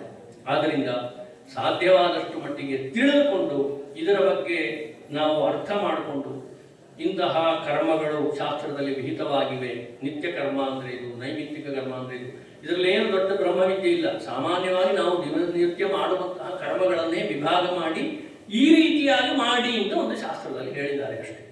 ಆದ್ದರಿಂದ ನಾಗರಿಕತೆ ಅನ್ನುವಂಥದ್ದು ಒಂದು ಏನೋ ಪ್ರಪಂಚದಲ್ಲಿ ಇಲ್ಲದೆ ಇರುವಂಥದ್ದು ಹೊಸತ್ತಲ್ಲ. ಆದ್ದರಿಂದ ಇದಕ್ಕೆ ಸರಿಯಾಗಿ ನಾವು ಅರ್ಥವನ್ನು ಮಾಡಿಕೊಂಡು, ಯಾವ ಶಾಸ್ತ್ರ ಪುರಾಣಗಳಲ್ಲಿ, ಯಾಕೆಂತ ಕೇಳಿದರೆ ಮನುಷ್ಯರು ಬೇರೆ ಬೇರೆ ಥರ ಹೇಳ್ತಾರೆ, ನಾನೊಂಥರ ಹೇಳ್ತೀನಿ ಅವನೊಂಥರ, ಯಾರು ಹೇಳಿದ ಪ್ರಮಾಣ ಅಂತ ಹೇಳೋಕ್ಕಾಗಲ್ಲ. ಆದ್ದರಿಂದ ಇದನ್ನೆಲ್ಲ ಸರಿಯಾಗಿ ಬೋಧಿಸುವಂಥದ್ದು ಯಾವುದು ಕೇಳಿದರೆ ವೇದ ಒಂದೇ. ಇಷ್ಟ ಪ್ರಾಪ್ತಿ ಅನಿಷ್ಟ ಪರಿಹಾರಯೋ ಅಲೌಕಿಕಂ ಉಪಾಯಂ ಯೋ ಗ್ರಂಥ ವೇದಯತಿ ಸಹ ವೇದ. ನಮ್ಮ ಇಷ್ಟ ಪ್ರಾಪ್ತಿ ಹಾಗೂ ಅನಿಷ್ಟ ಪರಿಹಾರವನ್ನ ಮಾಡಲಿಕ್ಕೆ ಬೇಕಾದ ಅಲೌಕಿಕ ಉಪಾಯ, ಲೋಕದಲ್ಲಿರುವ ಉಪಾಯ ಅಲ್ಲ, ನಾಮ ಸಾಮಾನ್ಯವಾಗಿ ಜನರು ಹೇಳಿರುವಂತಹ ಉಪಾಯ ಅಲ್ಲ, ಅಂತಹ ಉಪಾಯವನ್ನು ತಿಳಿಸುವಂತಹ ಗ್ರಂಥಗಳು ವೇದಗಳು. ಅಂತಹ ವೇದಗಳ ಸಾರವೇ ಈ ಶಾಸ್ತ್ರಗಳು, ಪುರಾಣಗಳು, ಸ್ಮೃತಿಗಳು ಎಲ್ಲ. ಅದರಿಂದ ಅದರಲ್ಲಿ ಹೇಳಿದಂತೆ ಮಾಡಿದರೆ ಮಾತ್ರ ನಮಗೆ ಶ್ರೇಯಸ್ಸಾಗ್ತದೆ. ನಮ್ಮ ಬುದ್ಧಿಯಿಂದ ನಾವು ಏನೋ ತರ್ಕ ಮಾಡಿ ಹೇಳಿರುವಂಥದ್ದು ಅದು ಪ್ರಮಾಣ ಆಗುವುದಿಲ್ಲ. ಆದ್ದರಿಂದ ಅದರಲ್ಲಿ ಹೇಳಿರುವಂಥದ್ದೇ ಪ್ರಮಾಣ. ಅಂತಹ ವೇದ ಶಾಸ್ತ್ರಗಳಲ್ಲಿ ಹೇಳಿರುವಂತಹ ಕರ್ಮಗಳನ್ನು ನಾವು ಶ್ರದ್ಧೆಯಿಂದ ಆಚರಿಸಿದರೆ ನಮಗೆ ಖಂಡಿತ ಶ್ರೇಯಸ್ಸು ಅನ್ನುವಂಥದ್ದು ಉಂಟಾಗ್ತದೆ. ಆದ್ದರಿಂದ ಅಂತಹ ಕರ್ಮಾಚರಣೆಯನ್ನು ನಾವು ಮಾಡೋಣ. ಇದರ ಬಗ್ಗೆ ಒಂದಷ್ಟು ಸಂದೇಹ ಅನ್ನುವಂಥದ್ದು ನಮಗೆ ಬೇಡ. ನಾನು ಹೇಳಿದ್ದೇನೆ ಅಥವಾ ಯಾವುದೋ ಒಂದು ವಾಕ್ಯ ಹೇಳಿದೆ ಅನ್ನೋದನ್ನೆಲ್ಲ ನಾವು ವಿಮರ್ಶೆ ಮಾಡಿದರೆ ನಮಗೆ ಗೊತ್ತಾಗ್ತದೆ. ಯಾವುದೇ ಒಂದೊಂದು ನಾನು ಹೇಳಿದ ಉದಾಹರಣೆ ಇಟ್ಕೊಂಡು ವಿಮರ್ಶೆ ಮಾಡಿದಾಗ ಈ ಕರ್ಮಗಳು ಬೇಕೋ ಬೇಡೋ ಅನ್ನುವಂಥದ್ದು ಗೊತ್ತಾಗುತ್ತದೆ. ಅಂತಹ ಒಂದು ಕರ್ಮಾಚರಣೆಗಳನ್ನು ಬೋಧಿಸುವಂಥದ್ದು ವೇದಶಾಸ್ತ್ರಗಳು. ಅಂತಹ ವೇದ ಶಾಸ್ತ್ರಗಳ ಸಂರಕ್ಷಣೆಗಾಗಿ ಇಂತಹ ಒಂದು ವೇದ ಪಾರಾಯಣ ಈ ಕಾರ್ಯಕ್ರಮ ನಡೀತಾ ಇದೆ. ಇದನ್ನು ಮಾಡಿದಾಗ ಎಲ್ಲರಿಗೂ ಈ ವೇದದ ಮಹತ್ವ ಏನು ಅಂತ ಗೊತ್ತಾಗ್ತಾ ಇದೆ. ಜಗದ್ಗುರುಗಳವರ ಪರಿಪೂರ್ಣ ಆಶೀರ್ವಾದದಿಂದ ಈ ಕಾರ್ಯಕ್ರಮಗಳು ನಡೀತಾ ಇವೆ. ಇಂತಹ ಕಾರ್ಯಕ್ರಮದಲ್ಲಿ ನಾವು ಪಾಲ್ಗೊಂಡು ಪ್ರತಿ ದಿವಸವೂ, ಇನ್ನು ನಾಳೆ ನಾಡಿದ್ದು ಎಲ್ಲ ಈ ಕುರಿತಾಗಿ ಉಪನ್ಯಾಸ, ಇನ್ನು ನಮ್ಮ ಗುರುಗಳು ಬರ್ತಾರೆ, ಅವರು ಬೇರೆ ಬೇರೆ ವೇದಾಂತ ಮೊದಲಾದ ಶಾಸ್ತ್ರಗಳನ್ನು ಓದಿದ್ದಾರೆ, ಅವರು ಅತ್ಯಂತ ವಿಚಾರಗಳನ್ನು ತಿಳಿಸ್ಲಿಕ್ಕಿದ್ದಾರೆ. ಅದನ್ನೆಲ್ಲ ತಿಳ್ಕೊಂಡು ನಾವು ಇಂತಹ ಕಾರ್ಯಕ್ರಮಗಳಲ್ಲಿ ಪಾಲ್ಗೊಂಡು ನಮ್ಮ ಕರ್ಮ ಏನಿದೆಯೋ ಅದನ್ನು ನಾವು ಮಾಡ್ತಾ ಹೋಗೋಣ. ಅದನ್ನೊಂದನ್ನೇ ಭಗವದ್ಗೀತೆಯಲ್ಲಿ ಹೇಳಿದ್ದು, ಶ್ರೇಯಾನ್ ಸ್ವಧರ್ಮೋ ವಿಗುಣಃ ಪರಧರ್ಮೋ ಭಯಾವಹ. ನಮ್ಮ ಏನು ಕರ್ತವ್ಯಗಳಿದೆಯೋ ಅದನ್ನು ನಾವು ಮಾಡೋಣ. ಬೇರೆಯವರ ಬಗ್ಗೆ ನಮಗೆ ಬೇಡ. ಅದೆಲ್ಲ ಪರಧರ್ಮ ಅನ್ನುವಂಥದ್ದು. ಅದರಿಂದ ಪರಧರ್ಮೋ ಭಯಾವಹ ಸ್ವಧರ್ಮೇ ನಿಧನಂ ಶ್ರೇಯ. ನಮ್ಮ ಧರ್ಮದಲ್ಲಿ ನಮಗೆ ಮರಣ ಬಂದರೂ ತೊಂದರೆ ಇಲ್ಲ. ಇದನ್ನು ಬಿಟ್ಟು ಅವನೇ ಏನೋ ಹೇಳ್ದ ಅಂತ ಹೇಳಿ ಸಾಧ್ಯವಾದಷ್ಟು ಆ ದಿಕ್ಕು ತಪ್ಪುವಂತಹ ವ್ಯವಸ್ಥೆ ನಮಗೆ ಆಗದೇ ಇರಲಿ. ಹಾಗೆ ಆ ವೇದನಾರಾಯಣ ಭಗವಂತ ಅನುಗ್ರಹವನ್ನು ಮಾಡಲಿಕ್ಕೆಂದು ಪ್ರಾರ್ಥನೆಯನ್ನು ಮಾಡ್ತಾ, ನನಗೆ ತಿಳಿದಿರುವಂತಹ ಇಲ್ಲಿ ಸ್ಮರಣೆಗೆ ಬಂದಂತಹ ಒಂದೆರಡು ವಿಚಾರಗಳನ್ನು ಹೇಳಿದ್ದೇನೆ. ಆ ಒಂದು ಗುರುಗಳ ಅನುಗ್ರಹದಿಂದ ಏನು ನನ್ನ ಬಾಯಿಂದ ಬಂತೋ ಅಷ್ಟನ್ನು ಹೇಳಿದ್ದೇನೆ. ಇದರಲ್ಲಿ ಸರಿಯೋ ತಪ್ಪೋ ಇದ್ದರೆ ಆ ಸರಿಯಾಗಿರುವಂಥದ್ದು ಗುರುಗಳ ಅನುಗ್ರಹದಿಂದ ಬಂದಿದೆ, ಅದನ್ನು ಸ್ವೀಕಾರ ಮಾಡಿ. ಇದರಲ್ಲಿ ಏನಾದರೂ ತಪ್ಪುಗಳಿದ್ದರೆ ಅದನ್ನು ಹಿರಿಯರು ಕ್ಷಮಿಸಬೇಕು ಅಂತ ಕೇಳ್ಕೊಳ್ತಾ, ಆ ಭಗವಂತ ನಮ್ಮೆಲ್ಲರಿಗೂ ಈ ಒಂದು ಕರ್ಮಾಚರಣೆಯಲ್ಲಿ ದೃಢವಾದ ನಿಷ್ಠೆಯನ್ನು ಕರುಣಿಸಲಿ ಎಂದು ಭಗವಂತನನ್ನು ಪ್ರಾರ್ಥಿಸ್ತಾ ನನ್ನ ಈ ಎರಡು ಮಾತುಗಳನ್ನು ಇಲ್ಲಿಗೆ ಮುಕ್ತಾಯ ಮಾಡ್ತಾ ಇದ್ದೇನೆ.